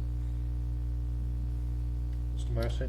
Oh, thanks, Mr. Chairman. So the good news is, this is why we apply for grants, so we can have discussions like this to see like how we can improve and how everybody likes it. So that's number one. Number two, the original problem was to solve the crosswalk, as we all remember this. And when I first saw this, I was like, well, that got big. That got big pretty quickly. And the second part was, the gap. Like, I know there's other ways to get grant monies, but those aren't always, things that we're going to get if we apply for them. So, and we don't have any money to spend on stuff like that right now. So I would like to see this scaled way back. Let's do things incrementally. Solve the problem first, under the grant funding that we will have, and then we can work to like make improvements there, like within what we can do, to your point about the stop signs and stuff. Like, plus, I just can't get past the roundabout, guys. It's not even a roundabout, because it just comes back around. It's like a cul-de-sac. I understand what we were trying to do here, I really do. It's how it fits into the bigger picture, but this isn't the way. Before I recognize you, Mr. Clark, I just want to make sure everyone that lives on Tanyard Road that wanted to say something has been heard from. Excellent. Mr. Clark? Richard Clark, Airport Road for 40-plus years now. A couple of observations. One is to the chair. Congratulations, you remembered the Shepherd Hill kids running up the road. I would love to see a sidewalk on the Dudley Hill Road, just coming around the front of the property, if you will. I mean, these kids come up regularly. You'll get the first couple of strong runners, and then you get a pack, and they're in the road. I mean, we can't provide our kids with a playground. At least give a sidewalk. So they can get out of the way if somebody's coming from the other direction. And if you go back up Airport Road, you're going to see a sign that says dangerous intersection, as it's so designated. I mean, I don't think we want kids running in that road. Put a sidewalk in front of the darn building. I don't know what the cost of that is, but it's got to be a lot less than this roundabout it's going to be. The other problem is the golf course. And coming in and out of that parking lot, it's freeform. I mean, they go right, they go left, they go straight, they go up, they go down. They do everything but levitate. I mean, it's crazy coming out of there. Nobody knows where they're going. As far as directionals are concerned, well, apparently in Massachusetts that's an option. We've got a 30-mile speed limit. Mr. Chairman, I congratulate you on your agility. I don't know how you get to your mailbox and survive, honestly. Because 30 miles an hour on Airport Road is what people do in their driveways. I mean, it's crazy. And it hasn't stopped. Chief, thank you very much for a while. It looked like we're putting the clamps down on it. But it's, I don't know, we're getting ready for Indianapolis 500 all over again. The folks that live in back of me have come to the realization you don't walk on Airport Road unless you have some suicidal tendencies. I don't. I wouldn't advise anyone to, quite frankly. Cross the road to get my just mail, a little that's bit it. of a just some kind of a sidewalk, so that that pack of kids that is coming up there has some place they can go if something untoward happens to be coming from the other direction. Well, that's the thought process, as I had said earlier, Mr. Clark, but we all know the wheels of government turn slowly, and we can only grease them up and give them a shove as much as we can. Mr. Carmignani?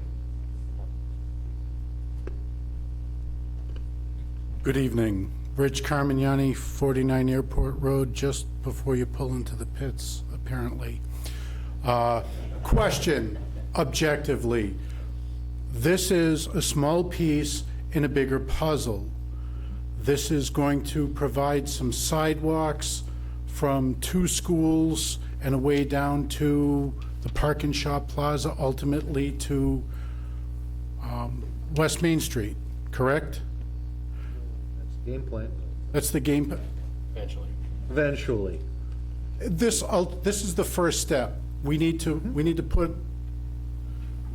start somewhere, and this is where we've started. The question I have: odd side or even side of Airport Road will get the sidewalks? I believe it's your side. All right, so to be the odd side, and Dudley Hill would be right. The odd side as well? All right. We'll have to ask the engineer. I'm assuming by looking at this, That's how I read it too. Looking for confirmation. Unless we're crossing the road, So, it looks Mr. like it stays on Mr. Chairman. the odd side, yes. I don't want to interrupt Rich, but he's right. This is one small element of a large project. The planning board is the complete streets committee. Right. And that is where all the sidewalks will come in. That's actually on a schedule. It's not a pie in the sky. It's actually on a scheduled install time. And when we're eligible to apply for that grant, which is every 2 years, we will apply for that grant. There's another grant called Safe Routes to Schools, which will provide, Mr. Chairman, for that second turn lane into the middle school and high school complex to do some traffic calming procedures in the morning. I know when I used to have to drive to Framingham, trying to get through there in the morning, forget about it. If you don't leave at the right time, you're in traffic until all the kids get to school. So there is a master plan behind this. We mentioned right out of the bat that we discussed staging this, meaning could we cut this in half? Could we just do the intersection and hold on Tanyard Road? And it's great that we had this public meeting, that we noticed everybody to come in, because the answer is pretty clear. They don't want the cul-de-sac. They don't want it. They don't want the cul-de-sac, got it. Am I right? You're right. Okay. Right. But we gotta be really guard against remembering this is just a small piece of the puzzle. I understand. Of a multiple year grant project that we've already gamed out. And may I add? Finish, please. To one thing, to dovetail into what the town administrator is saying, economic development starts with a handful of pieces. You need to start somewhere, and there's probably 100 smaller pieces that need to get put into place in order to move things forward. My concern was to make sure that that one point was the one constant that came out of here. This is state money and its progress. Whether or not it's up to refinement, that's the reason we're having a public hearing. So you've answered my questions on the sidewalk. Thank you. Thank you, Rich. Anyone else have anything? Mr. Sullivan? Mr. Chair, just, again, can't emphasize enough, it's preliminary, there's no vote tonight. And I want people to also look at the sidewalk that was recently installed on Mason Road. We had not a lot of pushback, but there was pushback about a sidewalk, why do we need one? There was some tree removal. Some residents benefited, trees came down, and some probably didn't want them to come down. But you go by there now, and granted, it was that, I'm gonna say the wrong grant, but you had to be within a certain amount of feet of the school.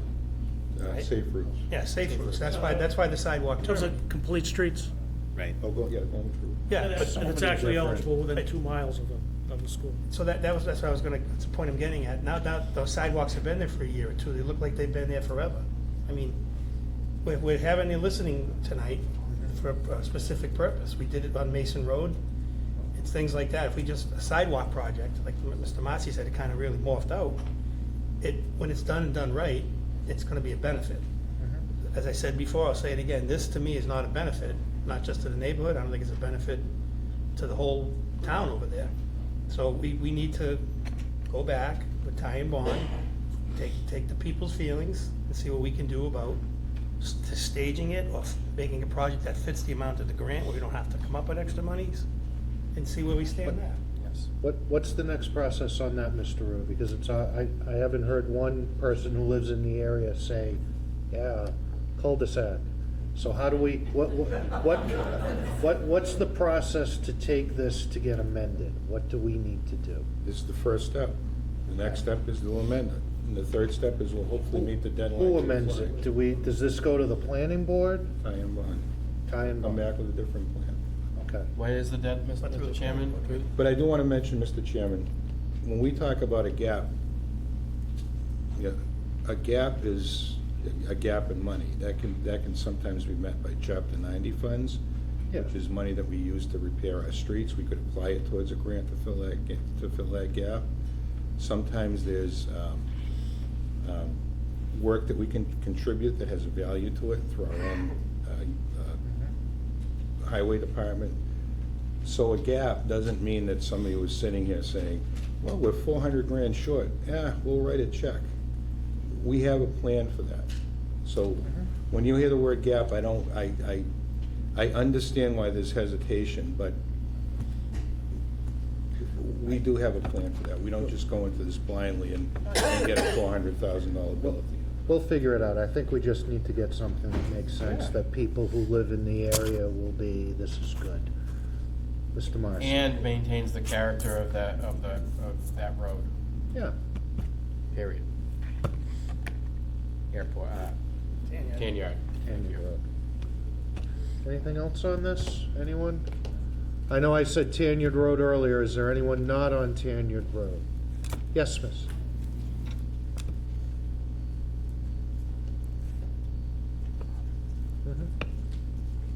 Hi, Robin Watson, Dresser Hill Road in Dudley. I had 3 questions, and I think you've answered some of them. I want to know who exactly requested Tanyard Road to become a dead end? I believe it was a part of the plan. It was a part of the plan, just Just an option. see, when we ask for a plan for something, we don't, like, I never would have thought of that, none of us would have. I think we follow grants, we follow what and if I'm speaking too much, you can finish and go. Please go. It was a part of the scoping discussion. So initially, the grant envisioned a smaller traffic calming element, which is obvious by the amount of the grant, and thinking about that, $200,000 limit to the grant program. And over the course of the scoping discussion, it evolved into this. It evolved into what else could we do there, thinking about the larger plan of sidewalk improvements, connection for Nichols College from Tanyard Road to the golf course, and it evolved from that. But the town was involved in that discussion. It isn't something that Ty and Bond came up with on our own. We were given direction to develop this plan. So it wasn't Nichols College that said, hey, we'd like to close off Tanyard Road? Absolutely not. Absolutely not. Okay, so we have a limited grant right now, And then it's gonna cost more than that to do any of this stuff, even if you take away that circle and you don't block off the road. Are you expecting the Dudley residents to pay for that? Absolutely not. As Mr. Ruda had said earlier, there are other grants that the money can be used towards that, or we could just do part of it ourselves. This will have no dollar impact on the residents. Is that an accurate statement, Mr. Ruda? As Yeah. far as increased taxes? That's why I brought up, Mr. Chairman, Chapter 90 money, which Yeah. is money from the state that gives us the ability to do road projects on an annual basis. And I want to be crystal clear on something, just so everyone knows this. Nichols College had zero input on this. They didn't ask, correct? They didn't ask to be a part of it. They weren't asked to be a part of it. They offered absolutely nothing on this. Okay. So it's a safety concern of people who want to go from Nichols or Tanyard Road or whatever, cross the street to get to the golf course, walking. Or people who park at the golf course to go to the baseball baseball field. field. Okay. And also part of the bigger picture, as I mentioned earlier, looping in from Shepherd Hill down to the intersection, Well, yeah. down Dudley Hill Road, down Airport Road to Mhm. West Main Street. It would be nice to have sidewalks from Shepherd Hill down. We're trying to do good stuff. Yeah. Yeah. So as far as safety going from the golf course over to the baseball field or crossing the street anywhere in that area, what's wrong with the traffic light or, you know, a crosswalk signal? As the gentleman here said, that you can't use that at an intersection, the blinking light? The blinking light wouldn't be compliant here because the intersection is stop controlled on both approaches to the crosswalk. What about an actual red light? An actual red light Rather than is, blinking. Blinking does nothing. I live on Dresser Hill Road. People run. We have a stop sign that comes up Dudley Southbridge Road, either direction. Dresser Hill Road has the right of way. I've almost been broadsided twice on my own street, just going straight. I have the right of way. Nobody's paying attention to these blinking lights or stop signs. You need a red light if you really care about people walking across there. Or maybe on the day of baseball games, Nichols provides and pays for policemen to cross people. I don't know. It Yeah, just but- seems like you're inconveniencing people, and I hope that this circular thing and cutting off Tanyard Road doesn't pass, because you're just inconveniencing residents who live there. I think I'm you're not one pick- of them. I think you're picking out a little piece and not seeing the whole thing. That crosswalk is just a little piece. That's not the impetus for this whole thing. This whole thing is if someone was at Shepherd Hill to get to the intersection at West Main. And in that piece, there are going to be a number of things. I'm sure there's going to be a couple of crosswalks along the way, an additional lane, some sidewalks. This is one page in a very large book. I hope that makes sense. It makes sense. I think you probably should have started at Shepherd Hill as your first project. Mr. Sullivan? So I just wanted to say, Mr. Chair, too, this goes back a couple of months ago. We had a public hearing, not a public hearing, we had a public listening session involving the property behind the courthouse at the house. You know, there's limits to the topography of the land. Again, Mr. Ruder's office with Mr. Scanlon, they got a grant just to study it. They came forward with a plan. Residents came forward and said, I don't think it's gonna work, I don't think it's gonna work. We listened, we haven't moved on that project. We weren't, just like tonight, we're not superseding the planning board's authority as the administrators of part of this phase, but we would get a better turnout by having people here. And we are the highway commissioners, obviously, with ultimate responsibility. But again, I know I'm repeating myself, clearly preliminary, and Greg was nodding his head before, they can change the scope of it. They can remove things, they can insert something different, not a Tanya, just, you know, ubiquitous, something different. And I think this has been good. You know, we always say we want the people to come, and it looks like a lot of the people on the street came. And like I said, I talked to one resident today who couldn't make it, but he told me he's gonna YouTube it when he gets home. But we're just here to listen. And when we if we come back with something different, I would just suggest someone on the street kind of be like a contact person. I don't know if we're gonna send letters every time, but it'll be on the website. I mean, Michelle will reach out. If somebody says, hey, reach out to me, I'll reach out to the residents. You know, or start an email string. We're gonna keep people informed. We're not gonna come next week and say, they're not here tonight, we're voting for it. No, we want to hear what you have to say, It's seriously. important, very important. Is there anyone from the planning board that would like to add anything on this? Bill? No? Okay. Next step, what do we do now? We go back. Everyone, anyone else have anything? Everybody's been heard that wants to be heard? Excellent, I thank you. think we're all set, Mr. Chairman. We move to the next item? We should, we do need to remember that the planning board is the committee for complete streets. And complete streets requires, as part of the grant program, an overview of the priorities in town. That's, and the planning board served on that committee and runs that committee. So we can't just start at Shepherd Hill, we have to go in order of priority into what was approved by the Complete Streets program. We start where the grant money is available and where we're eligible to start, and this intersection was one of those places. And we do care about the safety of the residents, that's why we applied for the grant to begin with. Shouldn't even need And to hired be a said. traffic Right. engineer and an engineering firm to study the problem, and enlisted the help of our police department. So the next step, planning board will do something on this, is that correct? The next step is we'll meet with Ty and Bond and see if we can modify the plan. Okay, We came in thinking maybe we could have it staged, maybe we just cut out that stage, and we come up with a different plan for the intersection, that's where we started. that's it. Sounds Okay. good. The whole plan, Mr. Chairman, is to connect these campuses together, put in sidewalks and improve vehicular and pedestrian traffic. That's it. Safety.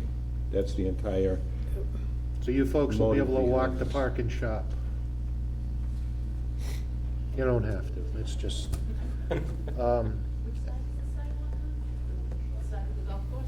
other side. The other side. I believe, by looking at the plan, it looks like it's on the odd side. Right, Greg said it is.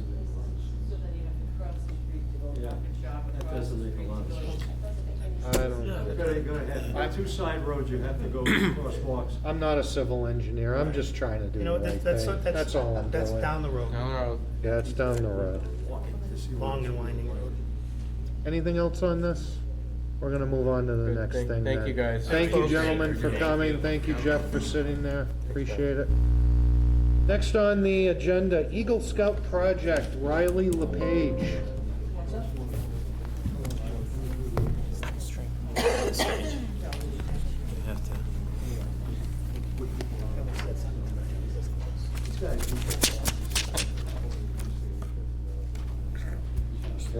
Good evening, everyone. Hi, Hey, Riley. By the way, I'm on the cross country and track team. We would love a sidewalk. My name is Riley LePage. I'm from Boy Scout Troop 273 of Dudley, Massachusetts. I am a Life Scout, and I'm also the senior patrol leader for my troop. About 3 months ago, I started working on this project, and I'm hoping to bring it to you guys in hopes of approval.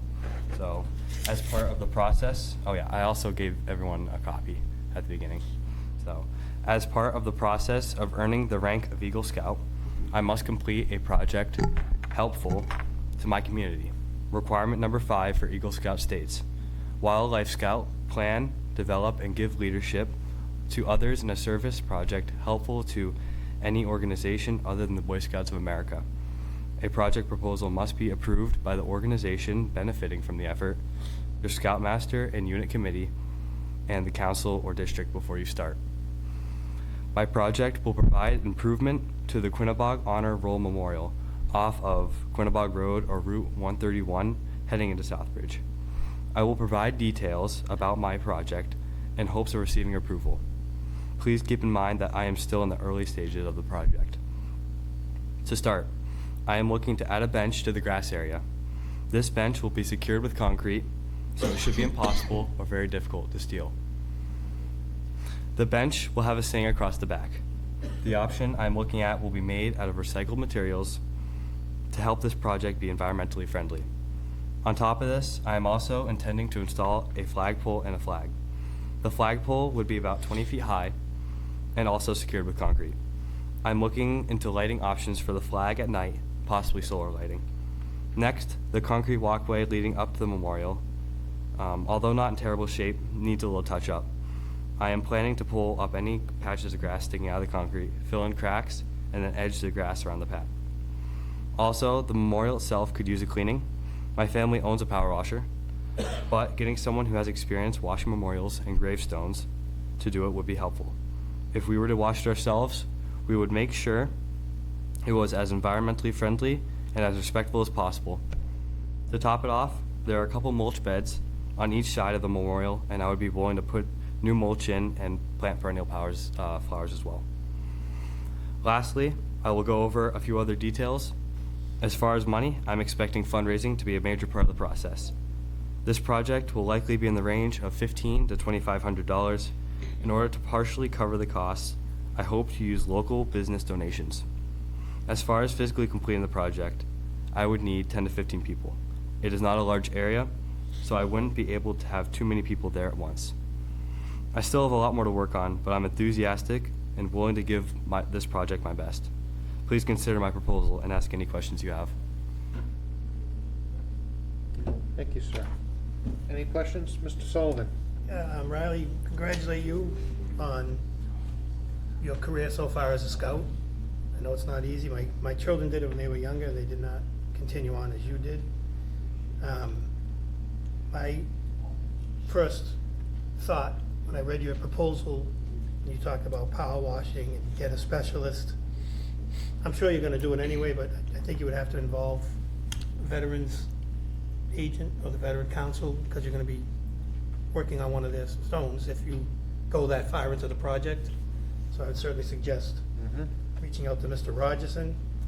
And again, it's sad you have to put that in there. We're gonna sink the bench in concrete so nobody can steal it, because you know, you have to even think that way, but I get it. But no, I think it's a great project.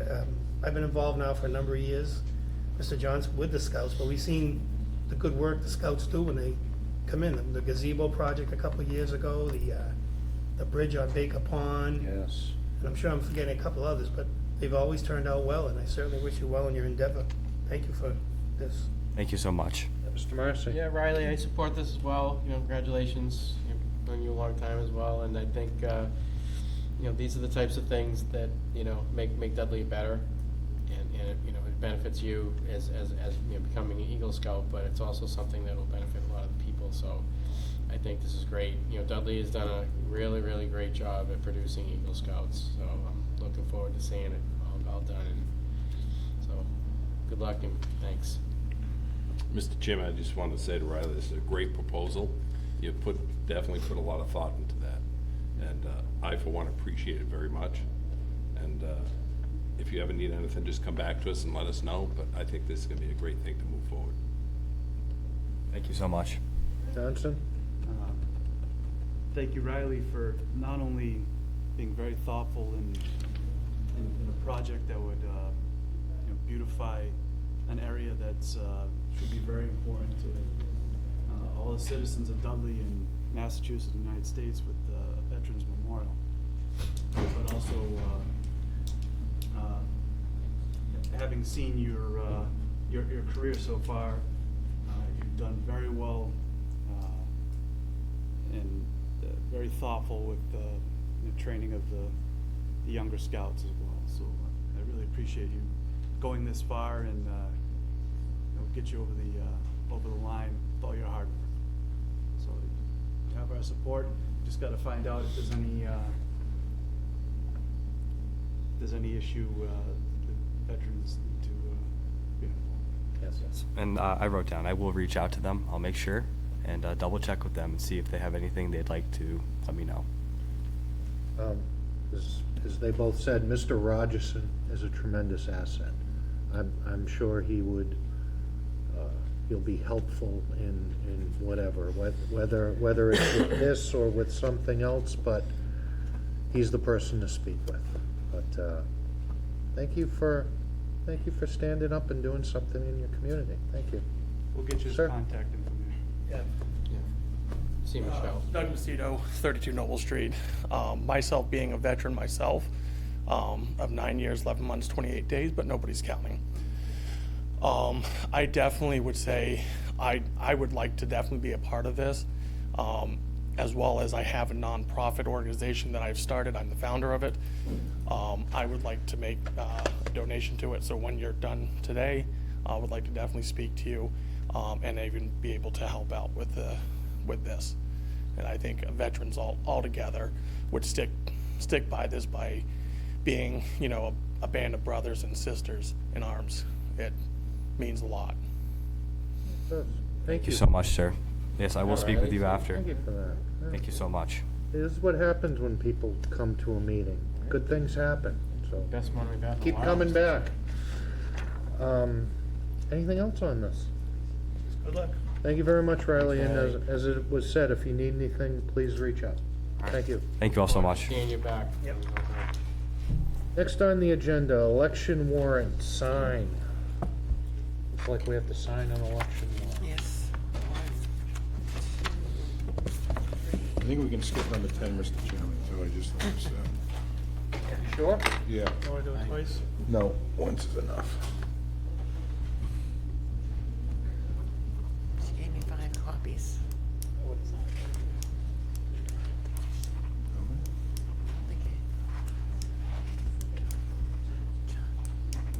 More controversial things on the agenda. Pack the house. This is great.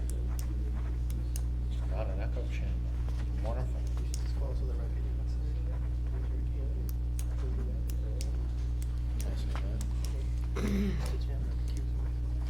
Mr. Chairman, I'm not gonna sign this since I am a candidate on said ballot. Well, next. Let the record reflect. Let the record.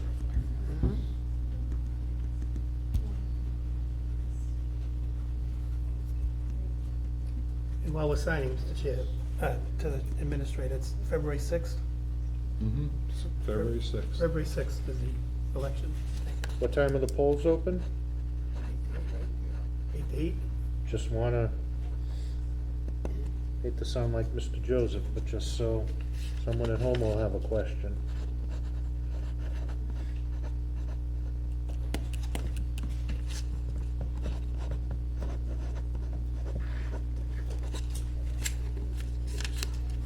Yeah, there's a few there, thank you. All right, Wait, next here on, comes Laurie. oh, there we go. Excuse me, did you have a question as to when the polls open for this election? 8 to 8, It's 7. Oh, 7 to 8, seven. because it's a state election, it's not a local election. 7 a.m. 7 to until 8 p.m. 7 a.m. to 8 p.m. Yes. Eastern Standard Time. 13 hours, no break for lunch like a pharmacist. Oh, no, we get straight break through. for lunch. Thank you. Thanks, Thank Laurie. you, Thank you Laurie. much, appreciate it. Next on the agenda, we have Highway Superintendent update on Brandon Road Bridge. Last one, thank you. Status has stayed the same as far as available funding for the bridge. Again, as reported last year, last December, the Project Review Committee approved a concept for a single span over the French River with federal and state funds. That'd be, work would be oversight by the state and then would remain property of the town of Dudley. But that was approved at a price tag of about or an estimated value of $6,245,000. So, that, again, grant funded through federal highway and state funds. So, other than that, the temporary solution for the Brandon Road Mill Race Bridge itself is we've been unsuccessful with securing any funds for that. Mr. Chair, Jeff, didn't we get an email a while back? I'm gonna misstate the guy's title, so I'm just gonna try. He was some kind of administrator for District 3 in the state of Mass, and he said he exhaustively looked for us on our behalf, but Correct. graciously offered us the use of a temporary span out of their stock for like $600,000. Yeah, we've again, we've continuously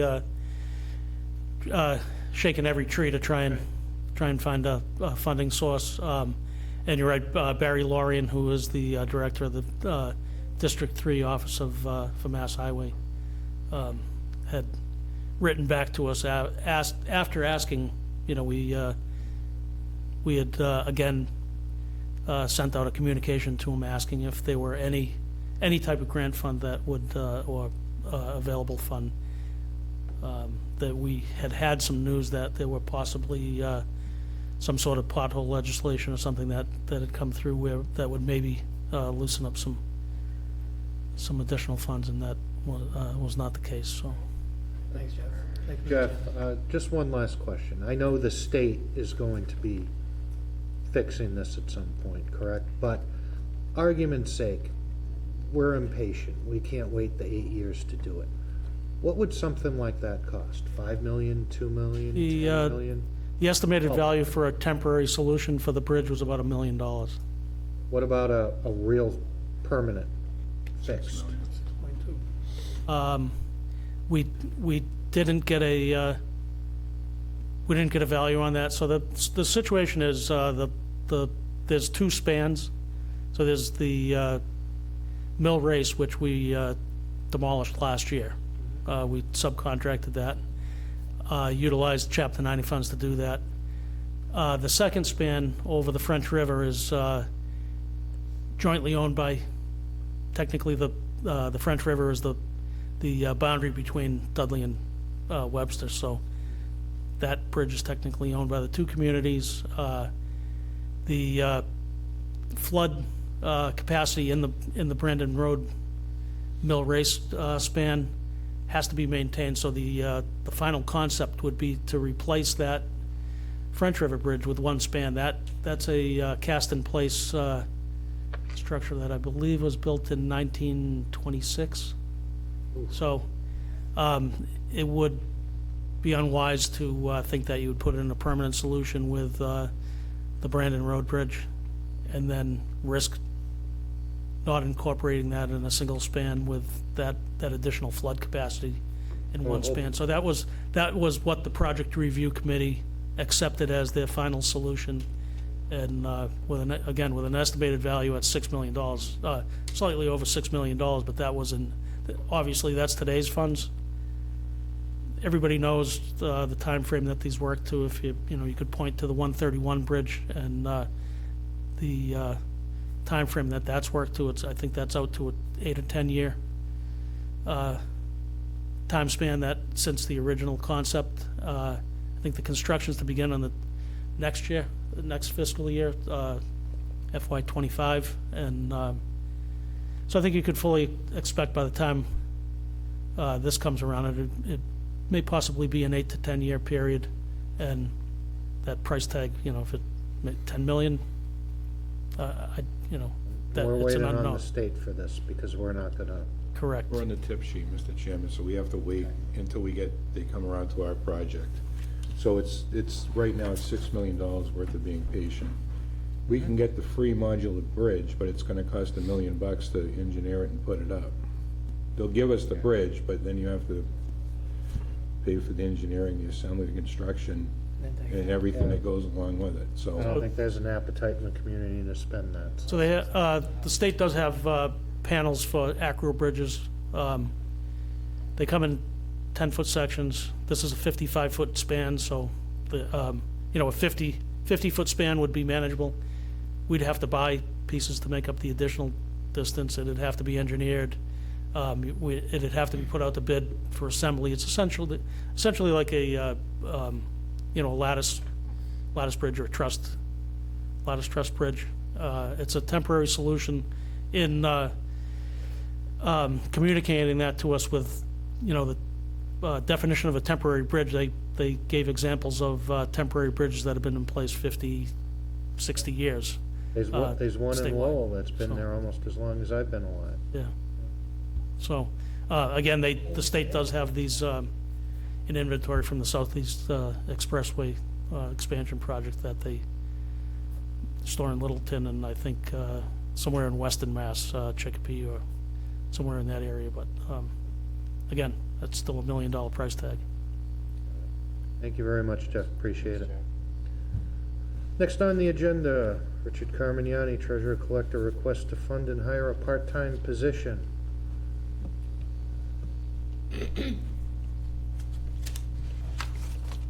Good evening. Quick update. Need to thank the board. November 13th, the Assistant Treasurer was appointed. That was a vacancy of 28 weeks plus. Ironically, that was a night I was not here. I'm normally at all of your meetings. Unfortunately, it was a bereavement day. But again, nothing but great things to report by having the Assistant Treasurer in there. What we're looking to do is to restore that fourth person.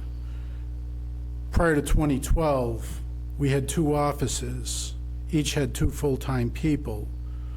The offices were combined, knowing that we have 3 full-time people and a part-time person. And as people came and went, that part-time position was there, but was never filled.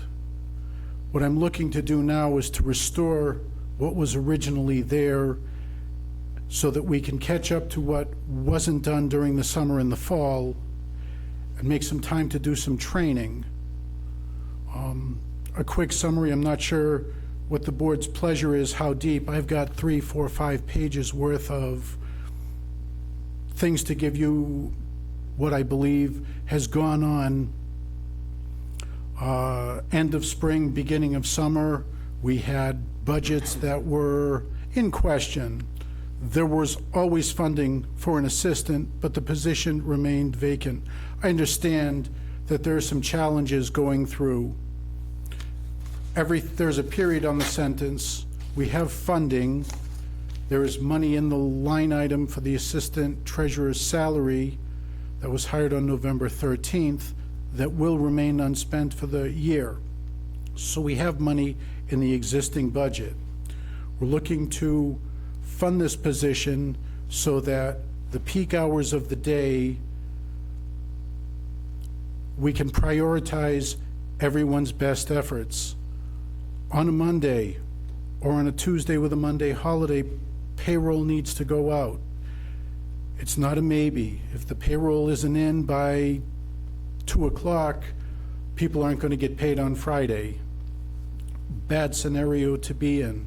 There are daily tasks, there are weekly tasks, there are monthly tasks, there are annual tasks. I'd be happy to go in.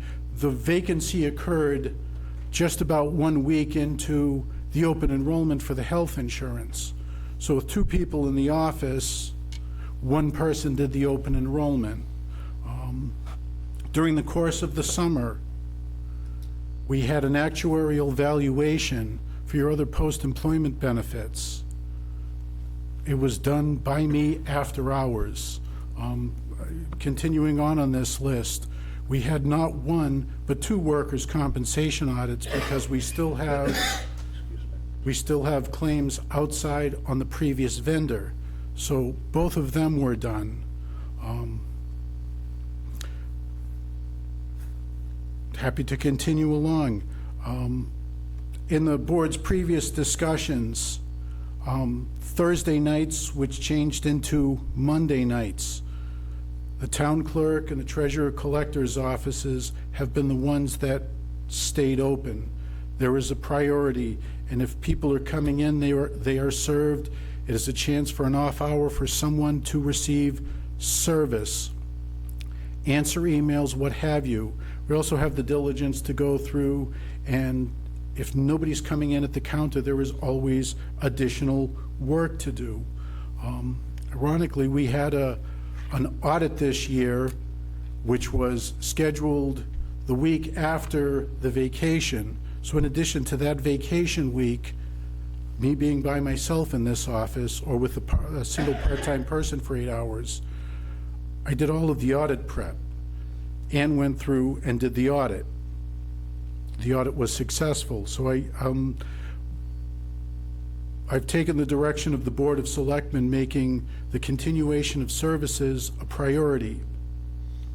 It's come at off hours, it's come at not taking time off. It's making sure that this business ran.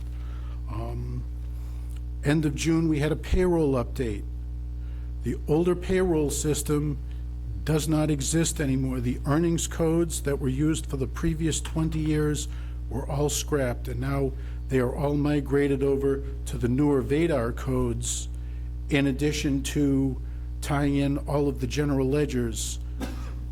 That was done with just 2 people in the office. I don't know how deep you'd like me to go. Middle of May, we had a Standard & Poor's ratings review. We had compliance prior to that. Not that we didn't have our continuing disclosure ahead of that.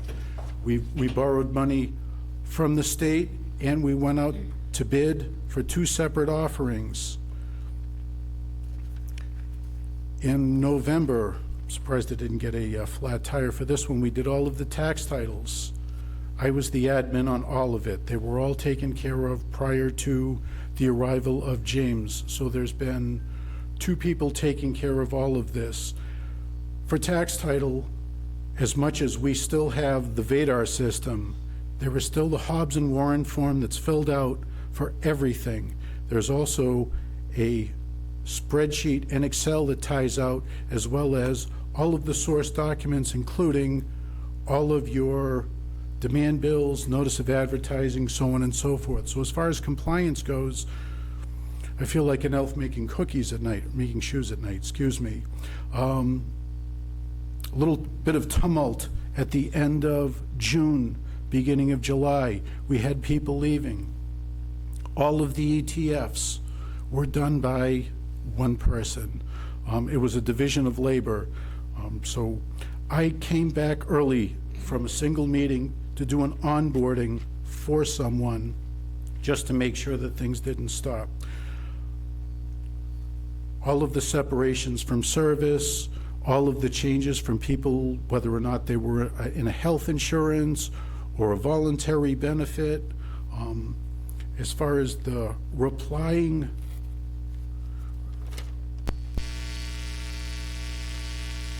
some of the compliance I had to do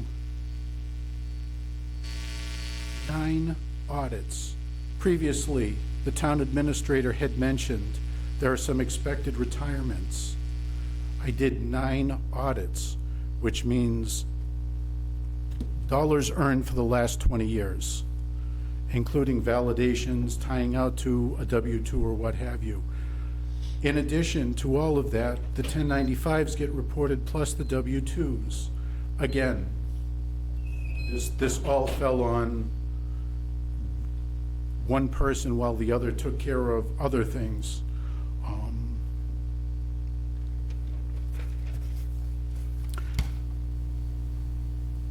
Decided to skip the 3rd and the 4th page and to sort of get to where we are this evening. I make mention of the November 13th meeting, and that was a unique situation where I wasn't there. I'm at all of the Selectmen's meetings, FAA meetings, capital improvement meetings. Again, we're making the town of Dudley a priority. I am independently elected, but there is an invitation every time I come up to this podium. If someone needs information, we can get it to you. If there's a question ahead of a meeting, again, we're making this a priority. Now it's time to make sure that what needs to be done on a daily basis, weekly basis, monthly basis is transacted during the town hall hours. And what needs to be caught up on, give you a good example, the idea of the disposition of old payroll records and what have you. There's certain portions that need to be retained forever, but warrants from 10 years ago, after a successful auditor, we're happy to go through and get rid of those. Again, I appreciate that there are some difficult decisions to be made, but we're looking to go back to a manageable set of duties. We're looking for 8 to 12 hours per week, and this is for the peak period of time. I know previously The month of February and March are as busy as can be. We're going to have 4,900 real estate bills coming in addition to, starting on February 7th, we're going to have 12,000 bills coming in between water and sewer and excise. So, you know, you're looking to process 350, 400 bills, not to count all of your return bills, your return payments. 30 days later, oh, I never got it. There's a bit of headache. And I sort of pride myself in the fact that the amount of static that goes to the Board of Selectmen's office is very much limited. The idea that an extra step is taken to make sure that things are done well. We don't send out a bill that goes to Mickey Mouse, or there's an address, you know, that's the Cayman Islands or something foolish like that. There's an intention and a thought. We're looking to get into a more structured environment where we can close the door for half of a day, one morning, to go through and be able to make sure that Danielle has her training done, because as of the end of April, there was no training. We had a training last Wednesday. It was via Zoom, and I took payments for 2/3 of the day. That's not productive. I'm happy to help, and I'm going to make sure that things run well, but we'd like to have a plan in place to work effectively as well as efficiently.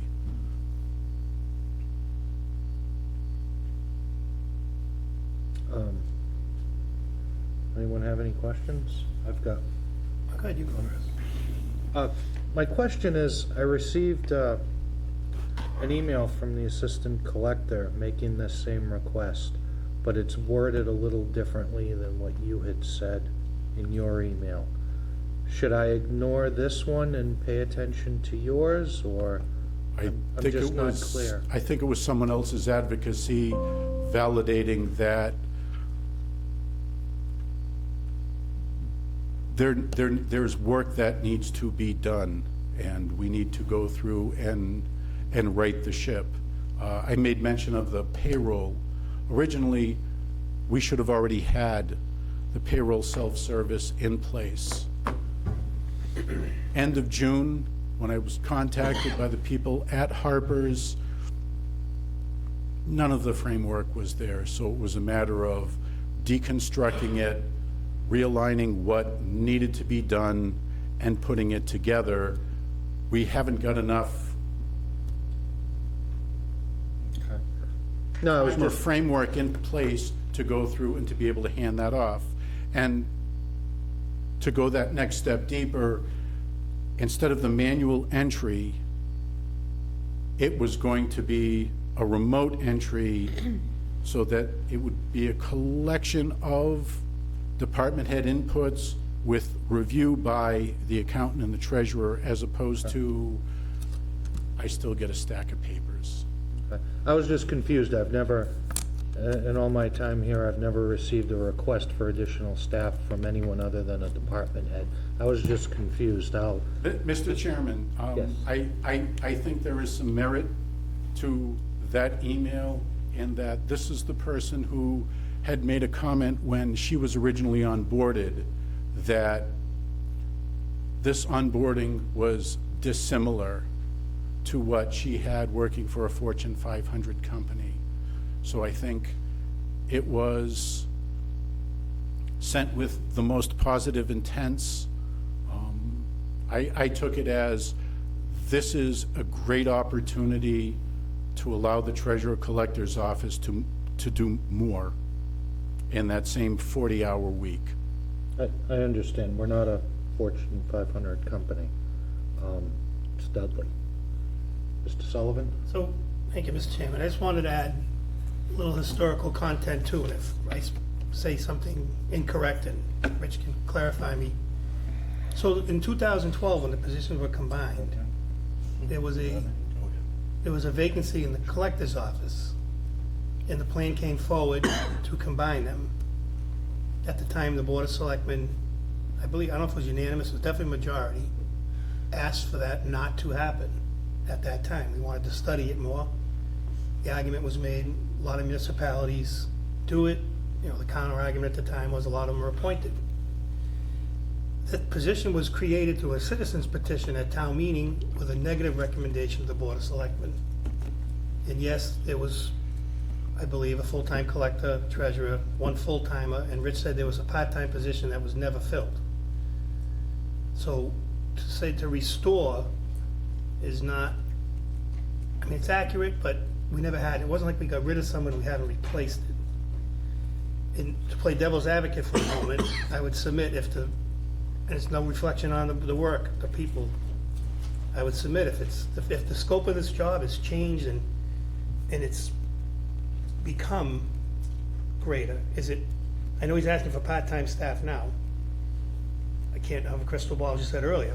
Would it be feasible, worthwhile, have a discussion of splitting the job again? Maybe one half concentrates on the treasurer duties. We go back to another, maybe we can do an appointed collector to split the duties, to split the workload, or is it more feasible to hire more staff? And Rich had indicated on a lot of the stuff that's changed, you know, and like the retirement stuff, that's like in my opinion, it's an ebb and flow. Not every year you have 6, 8, 9, 3 people retire. Payroll, I get it, the department heads submit the payroll, that's been going on, and Rich stated that's a priority. You know, it seemed like a lot of the stuff is, when we did the salary study, there was a list of things that are statutorily handled by the clerk, and Rich gave a list of things outside the statutory duties and obligations of the clerk, of the treasurer collector. And I get it, like you said, the email, and I appreciate, I think Danielle was best intentions, there's no doubt in my mind. I didn't take it as usurping Rich's authority. Her email says, we need help February to June. So is this, I guess I'll ask Rich, is this just a short term because you have funding, because next year, unless you can come up with, I'll use a number, say they have their budget meetings with Mr. Reuter and he says, hey, we can only afford 1.5%.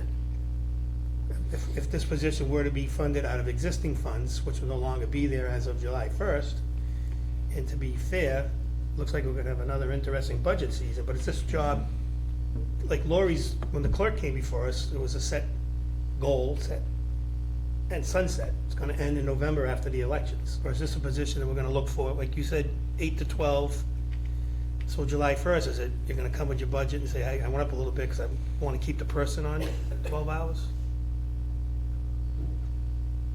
Mr. Chairman, can we go back to the first point where I hired Jen Canoyer as the clerk, the part-time person? She was originally hired. I hired her on a Friday afternoon, and Greg Baluconis, town administrator, said, I think that's an excellent idea. Bless you. And after that, Andy Berg was the part-time person after that. So just prior to COVID, he had not been there, so I'm trying to get my timeline. And the position's been funded, and it's been a matter of, oh, let's get someone. I went into that first override vote with the expectation of having that person, the position be funded and filled with an employee. It's meant to go through, I'm looking to do 2 things. That part-time person is going to give some relief to the admin portion so that people can be trained and we can catch up on things. Normal course of business, if I had 2 mornings per week, 3 mornings per week, it's cyclical. When a bill goes out, there's immediately the week after is busy. Then there's no peak. Then, you know, the day of the bill is when, you know, it gets lively.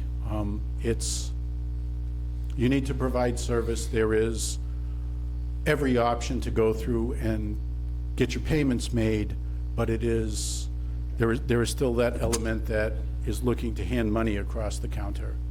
So just real quick, Mr. Chair. So thank you for clarifying that. I forgot about Jen. It was so long ago working there, and then Andy was there for that short period. So I'm sure nobody wants to hear this.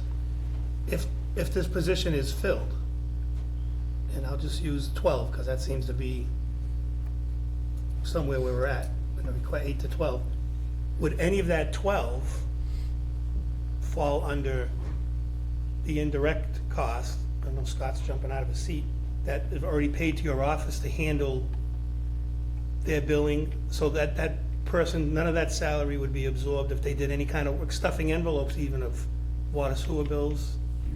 You're correct. The indirect cost doesn't factor, What does towards your salary? but not a part-time person. Okay, that was my question. I yield. Anything else? Not yet, no. Mr. Chairman, for a while now, I've been working with the accountant, town accountant, auditor, reconciling, or trying to. Finally moved over to Vadar this fiscal year from BMSI. What I would ask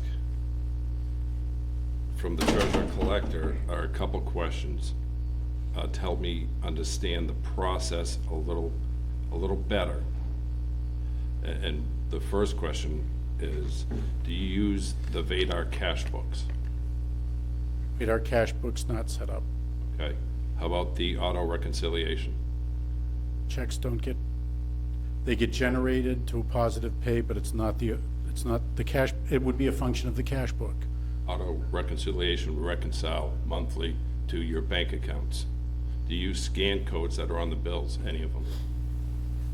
So when people come to you over the counter, you just scan it, it goes right to the file, you don't have to manually input it.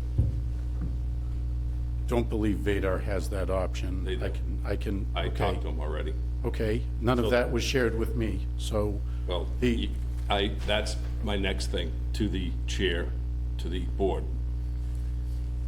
The history of the Vadar was the treasurer collector came to the Capital Improvement Planning Committee requesting Vadar accounting software over others.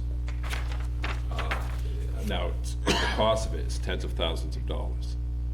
And during the questioning, we questioned the town accountant auditor on it, and she was not involved up to that point with this. So the treasurer collector brought it forward, and it was his. So, wanted that because it was going to be better, more efficient, saving time, resources, money. We went forward with that. And like I said, it just moved over to Vadar this past July. Prior to that, it was a dual system where the town accountant gave her briefing that it should be that way for 3 months. Well, to make a long story short, last year, to get the switch over, it didn't happen. It took a year. She finally pushed it this year, it happened. This year, I can tell you we're in the third quarter right now. And July and August has not been reconciled to zero yet. She doesn't even have cash for September, which means, October, November, December, and January, we have no figures. We have no cash figures. I asked for debt from you. I didn't get my request filled. You said go to the audit, which is for last year. And my request wasn't filled for what I asked. I wanted to date so we know what we have right now with capital improvements coming in and what we have out there and what we don't. So what my point is, and it's not to you, Mr. Camiani, it's still through the chair, to the board. The improvements, I know that it was mentioned that there was a lot of work done in the treasurer collector's office with the treasurer collector and an assistant. There's a lot of work being done in the accountant auditor's office just by the accountant.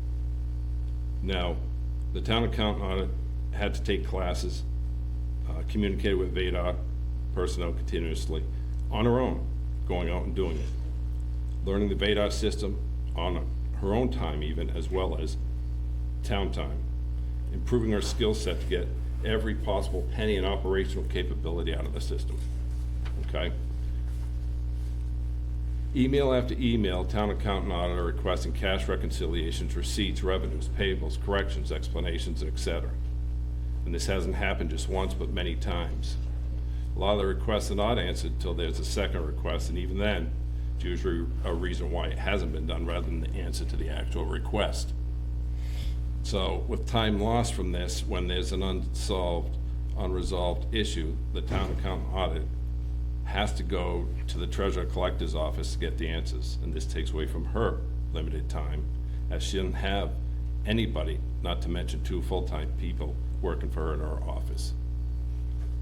So reports, conversations, emails concerning questions such as VADAR and the Department of Revenue show the use of VADAR cash books, auto reconciliation, and even scanning rather than manual input saves time, money, and resources, making them a highly recommended operational action. And since these have not been activated and or incorporated by the town treasurer collector, I would be remiss if I didn't reject the at-hand request, if we already spent tens of thousands of dollars for a system that has not benefited the town to its capabilities not being exercised, which would have alleviated most of, if not all, the time management concerns. Thank you. Thank you, Mr. Landry. I apologize for leaving during some of that. Anyone? Mr. Chair. Mr. Sullivan. Just maybe, Rich, when Mr. Landry asked the town treasurer about cash books, Rich said it's not activated. I forget what, is there a reason why it's not? Is it an issue with the software? Is it an issue with VADAR itself? Is it an issue on the town side? I don't, that's the first I heard of cash books. So I'm just curious as if it's a capability of the program similar to the scanning option, but Rich Treasurer said you can't scan because cash books isn't activated yet. Why? I guess the bottom line question, why isn't it activated yet? Is it going to be activated soon, or is there a reason, is there something that we're paying for as a community that we haven't gotten full benefit of? We've paid for it. Have we paid for it? Well, that's part of the question. So I guess I'll start with, why is it not active? Receipts started in September of 2023. Treasurer Collector's Office was the first to post to the collector and the treasurer side. That started in May of 22. When the first install was there, we were the first to post, and every rollout since then, including pushing forward the export from VADAR to the accountant to go in. So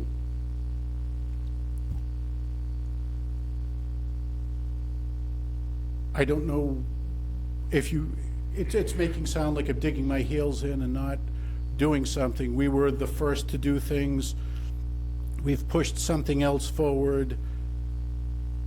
Your cash book wouldn't work in September because the original rounds of turnovers didn't separate things out by banks. Checks go into one bank, a credit card payment would go into another bank, depending on the vendor and who brought them in. So, But the point being is, the request for debt was filled. I have an email to the town administrator. I have all of the source documents for Wednesday of last week.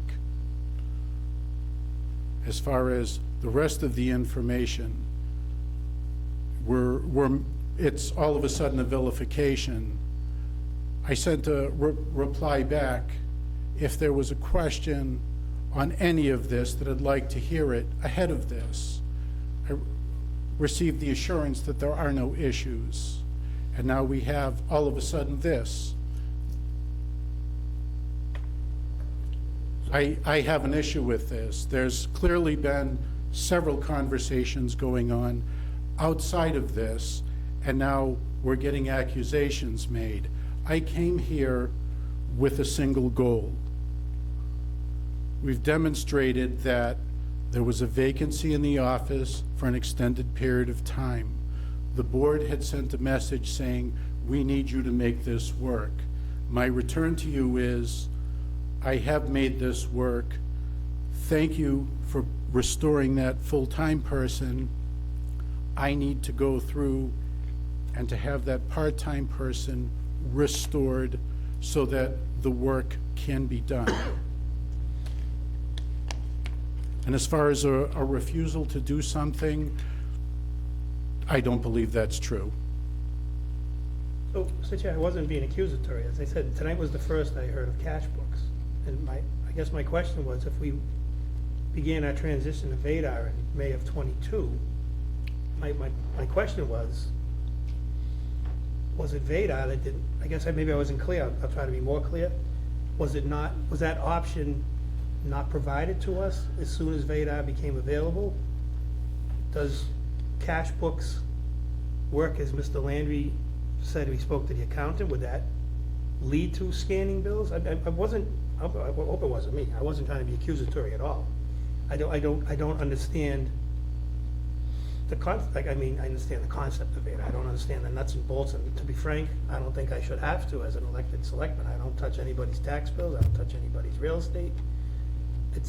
My question was, is it just a tool in the toolbox? It's not being utilized. Why wasn't it being utilized? And if it wasn't, the ability to use it was on the vendor's side. I'm not talking about the treasurer collector's office. I'm not talking about the accountant. Is that what the root of the problem is, was my question. And as you stated, we're paying for VADAR, so I would assume if cash books or any other function of any software that anybody uses, fire chief, police chief uses, is unable to be utilized, I would like to know why, and if that's affecting job performance. Not job performance, but it's affecting the ability to do a job.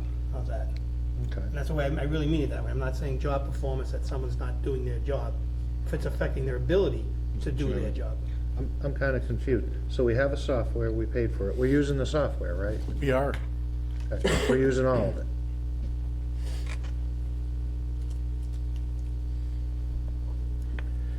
That's a real nebulous term. Cash receipts for the treasurer's office, cash receipts for the collector's office, absolutely. The ability to import a file, export a file, to go through and do a positive pay, I'll go through and list. There are functionalities in there for budget reports that likely haven't been touched. So when you say all that's needed, how's that? All that's needed and used by whoever in the town needs it. define need. I don't know. I went through and to go through and do a cash book reconciliation, it's an Excel spreadsheet. It's basic, it's receipts, it's your lateral transfers, you're adding in your interest, you're posting your warrants. So it goes from an Excel, I'm not familiar with VADAR, I've never used it, never seen it. Excel sheets I am. Does the Excel sheet go into this software? It's done manually because the bank accounts are in there, but they haven't tied the cash balance in because your accounting software started on 7/1. Sorry, I'm confused. Have you gotten all the information you asked for? I'm sorry, Mr. Johnson. Go You're ahead, next. you want to speak. No, I think you, to the chair, I think you asked enough questions. Like, if there's like 17 modules, how are we using like 10 of the modules? I guess that's, but you already had the discussion, so I'm all set. You're good? Yeah. I apologize. No, you got me there anyway. Mr. Chairman, when you were away, the questions I asked, if he's using VADAR cash books, VADAR auto reconciliation, scanning the codes on the bills at the window, all this saves a lot of time. Like I said, the auto reconciliation, as treasurer knows, that's supposed to be done monthly, shortly after the end of the month. Mhm. So, and then pushed to the accountant, and that's not been happening. It hasn't happened last year, and it's not happening this year. We're not totally reconciled on July and August, and we have no cash, and I have multiple emails from the accountant to the treasurer asking for it. We need it.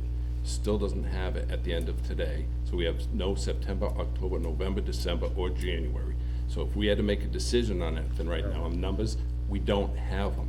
No, January is not done yet, It just about is. What happens in next week? and there's a lot. So, excuse me.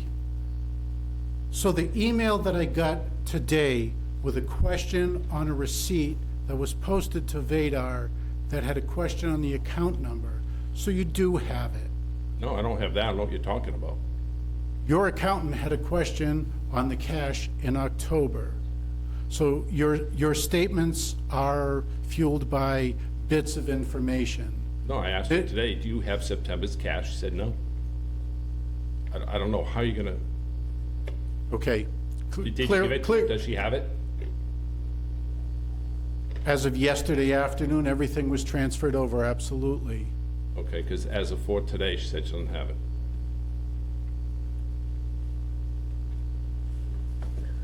Hold on. She's saying she's got it. He's saying he sent it. She's saying she does not have it. Okay. I have an email CC'd at 11 o'clock to the board, to the administrator. Yeah, I don't get my mail on this. I get on It just says, "I've not received cash from treasurer collector September through December 23. I'd like to know if there's a way for me to see what there is each month, audit and post it. Please advise." So that's what I'm going by. Okay. That was at 11, it's subject cash report. So again, I'll circle back to my email stating that when asked, there was no concern. I don't have a stack of checks sitting downstairs on a shelf. Everything is posted. It's a matter of moving it from one side to another when the previous month is closed. There's nothing sitting out there that's not able to be viewed. I have view privileges to go through and see what's been posted on her side as well. Anything else on this? But back to the original question. Well, hold on. Excuse me. Mr. Johnson. So I think we owe treasure collector, there's a request, so I'll make the motion. Find the verbiage. Make a motion to request to fund and hire a part-time position in the treasure collector's office. Open-ended or a time limit? It was to be used judiciously. There were going to be days when I wasn't going to have somebody sit around. I know when my bill dates are due. It was to alleviate those peaks. It was to provide some coverage for. I'll try to Thank you. word it something that seems to make sense to me. So, make a motion to request to fund and hire a part-time position in treasurer collector's office for a period of 6 months and no more than 40 hours per month.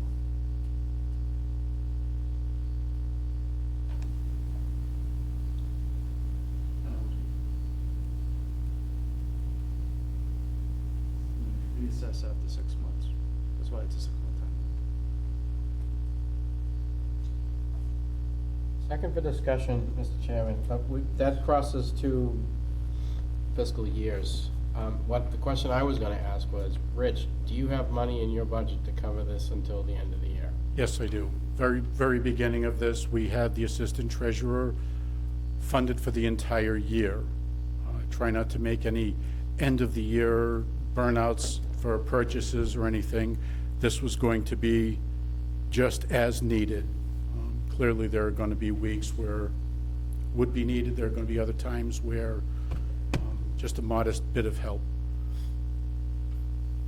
So he has money in his budget for this year, and you and I have had this conversation, like when we start doing budgets for like next year, I would want you to make that request for approval again. Mr. Chairman, through you, yes, Mr. Marcy, absolutely. Back to one of my original points, 10 months ago, we went to the ballot box and I had full confidence in having the funding for that position. So the budget discussions were just like that. absolutely happy to sit down with the town administrator, assistant town administrator, FAA chair to make that request to have similar funding for the upcoming year. Mr. Johnson. It's okay with the second. I would amend my motion to say no more than 40 hours a month until the end of this fiscal year, instead of 6 months. Mr. Sullivan. So I think the treasurer answered my question this time, but earlier, it would be for the duration of the rest of the fiscal year. Would not be, like really 7 months would have put us into the end of July, for example, or into August. So I'm gonna vote no, and I'm gonna tell you why. I'm gonna do Paul Joseph, I'm gonna tell you why. I would like to involve the town accountant a little bit more with, if she's been specially trained on Veda. I haven't talked to Deb in 2 months. Is there a way we can get some of this stuff up and running? Like you use an example, 17 mods and we're only using 10. And, as Mr. Landry stated, 2 things. One, he didn't. As he stated, Deb's by herself. If we're going to bring a part-time person on board to assist downstairs, not question the merits, I think we need to sit with the town accountant who is involved as much and see if we're gonna bring somebody on in this 40 hours a month scenario, which I'm not sure I'm behind. Could we use that 40 hours and give her some help? I know she has one of the other clerks that help her, very limited. So I think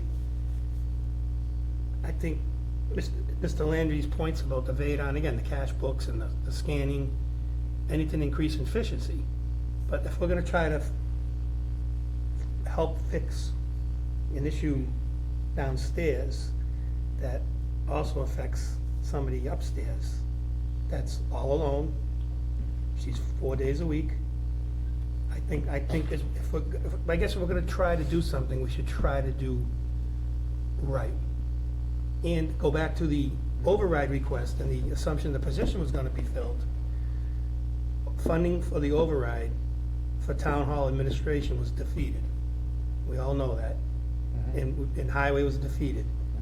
Highway's running a short ship down there. He's trying to backfill, and people already got hired and left. That's how the pay scale works.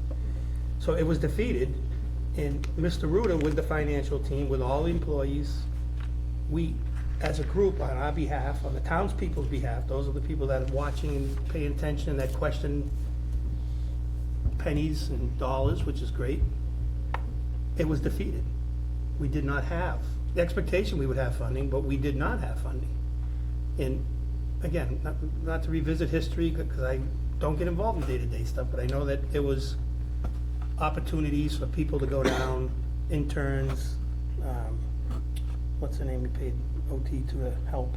Caitlin, to help with the more, like, I want to say mundane, not just mundane, but the more tasks that could be pawned off on a person that's not fully trained. So there was opportunity to try to bridge the gap as best we could as a group, as a team, Mr. Ruda with the treasurer. So I guess, like I said, I'm voting no, and my only reason, 2 reasons are I want to get a better handle on VEDA, and if Mr. Landry's correct with Deb with her training, I'd like to have her, if she can, come in or give us some kind of brief.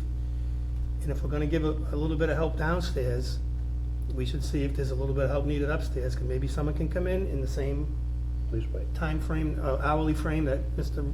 Johnson's discussing, and we give help. Because if we're fixing, again, one problem, or one issue, not problem, downstairs, I think at a minimum, we need to find out if the chain is broken, or if the chain needs to be strengthened all the way through.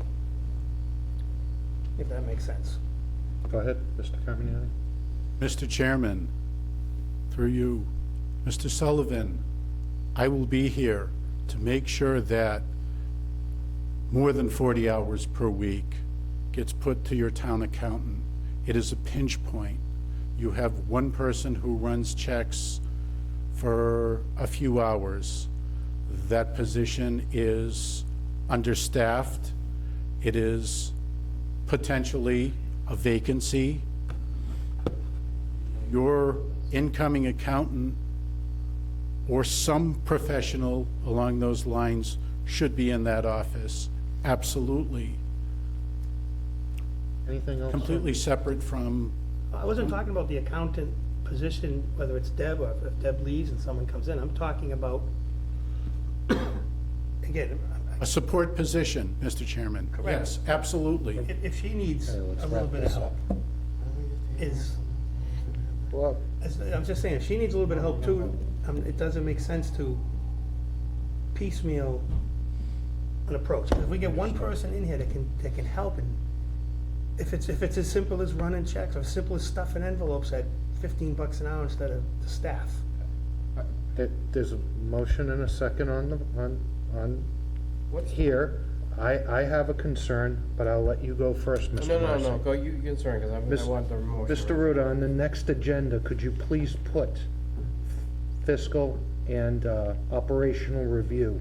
I am deeply troubled that our accountant and treasurer collector are not on the same page regarding finances. Let's figure out what's going on here. And I don't want to speak about that again until next meeting. Yes, Mr. Marcy. No, I just wanted to understand the motion again, Mr. Johnson, like what, the times. The request was for part-time help in the treasurer collector's office.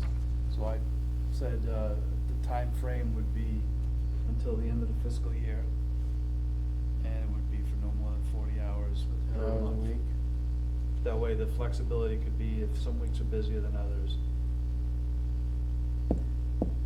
Could we amend that to allow it to float, depending on where the activity was with Rich's office and Debbie's office, kill two birds with one stone? Assuming, this is in his budget, right? Everybody understands that. We're not asking for any new money, because otherwise they'd be against This fiscal year.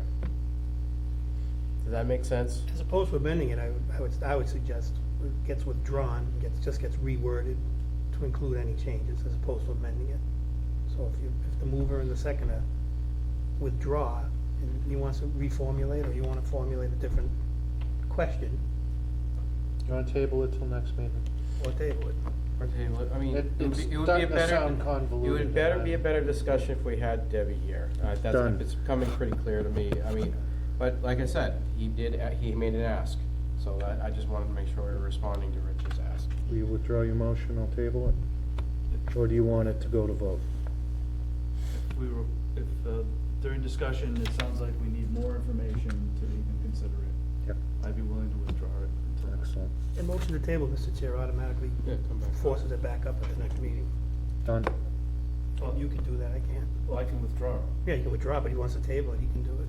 Oh, As I can chair. do it. As chair. I'm tabling it, next meeting. Without objection? Without objection? No one's objecting? I figured someone would jump right in if there was an objection. Thank you, Mr. Carmignani. Next. appreciate the board's time and consideration. Thank you. Thank you. Did you have something, Lori?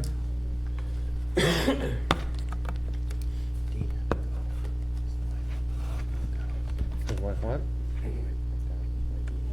Be a little bit late now, but I did want to first just come up and thank you for giving me the assistance that I needed in my office. But I also would like to support Rich's request for additional help in his. My office is right across from his. I can see the foot traffic in there. I can see, how busy he is. He's there every single day.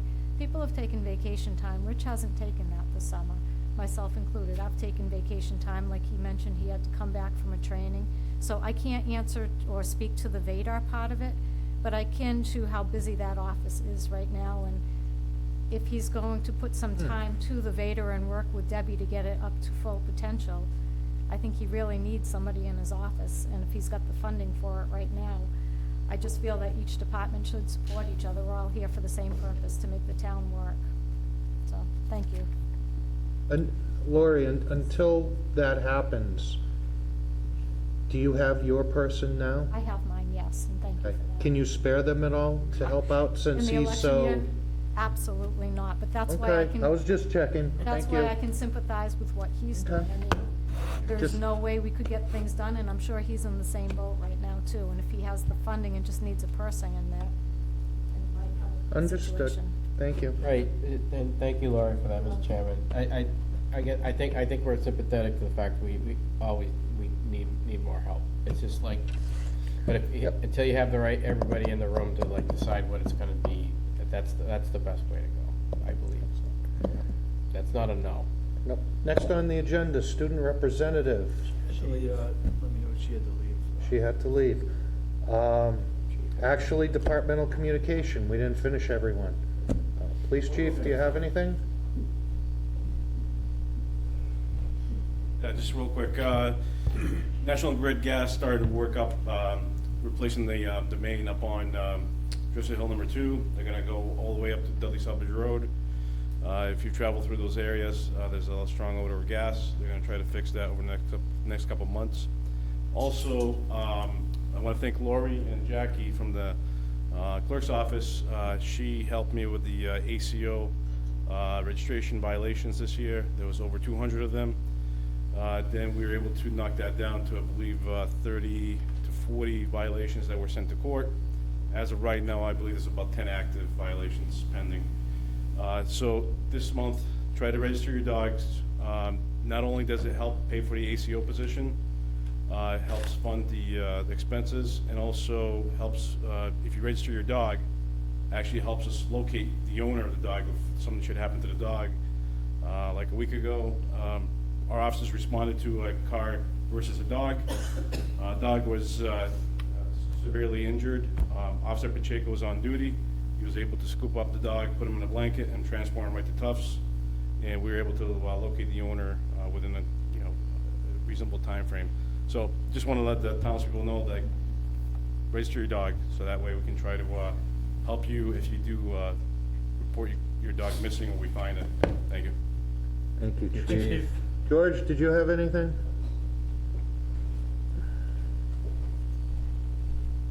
Real quick, I know you've seen the activity in West Main Street. The construction company's working right now to try to refine that trench patch that they made for the Martys. Hopefully it holds through the winter.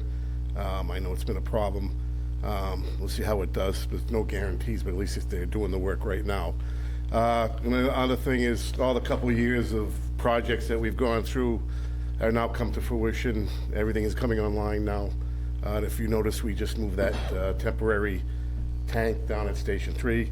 That's going to be incorporated into the new treatment center too. So that'll be going online along with it. So we're in pretty good shape as far as that stuff goes. Thank you. Rich, did you have something else? Saving him for if he wants to. Good evening. February 6th, 7th, everybody who owns a vehicle should be getting an excise bill. So if you got rid of a vehicle or bought a vehicle in October, November, December, it didn't get your tail end 23, commitment 7 will be out at the same time 2024 number 1 is out. Those excise bills are due at the same time the water sewer bills are coming out. February 1st is your real estate. In the event you applied for and were granted an abatement or an exemption, and it was done late in December, there's a good chance that your bill does not reflect that. If you need something updated, please let me know. Got my first call from someone in Florida saying, Richard, so I have people reaching out, not by email, but by phone, looking for bill numbers. Okay, can you make sure you get that in? Send it to wherever. Hampshire Council of Governments Insurance Trust is going to have an executive committee meeting this Wednesday. The following Wednesday, the Insurance Advisory Committee, which means a representative of all of the member units, are going to vote on next year's rates. So I know the Board of Selectmen were looking for a solid budget number. It's not there yet. The body has not voted on it along those lines. First week in February, you're going to have all of your breakouts for the Worcester Regional Retirement System. Again, your actuarial valuation is going to go through and say, this is what Dudley's portion of the Worcester Regional Retirement System. And again, we have the enterprise breakouts for them. Finally, Hampshire Council of Governments had sent out a flyer noting Canna RX. It is not spam. There's information there. Everybody is welcome to call that office for a deeper dive. And this is the time I always suggest, as much as you can make a Blue Cross account and a CVS Caremark account, those are your best ways to go through and get some resolution for anything. I was approached by 3 individual people with issues for prescriptions, and that was the feedback I was given from the director. The more formalized you could make an exception, a break in service, anything like that, the better he and his team could handle it. Thank you. Mr. Chairman, I just took a treasure collector. Excise tax, my favorite, I just gotta tell you. Mr. Marcy, you are my example for excise taxes. I say it every year, I'm being When sheets get facetious. rosy, I'm gonna put a thumbprint right on your bill so that you know that you are appreciated, sir. You know I'm being Chairman, facetious, thank that's you. my least favorite Thank you. bill to pay. Board member Thank you. comments. Mr. Sullivan. Good tonight, Mr. Chair, thank you. Mr. Johnson. Just a follow-up for Riley. Oh, he's gone. I sent the email for Mr. Rogerson, copied Riley, his father, and Michelle. Excellent. Mr. Landry. Job well done. Mr. Marcy. I have nothing new, Mr. Chairman, thank you. I think I've talked more tonight than I have in a long time, so I'm done. Motion for adjournment. Second. All in favor? Aye. Thank you, everybody, good night. Unanimous.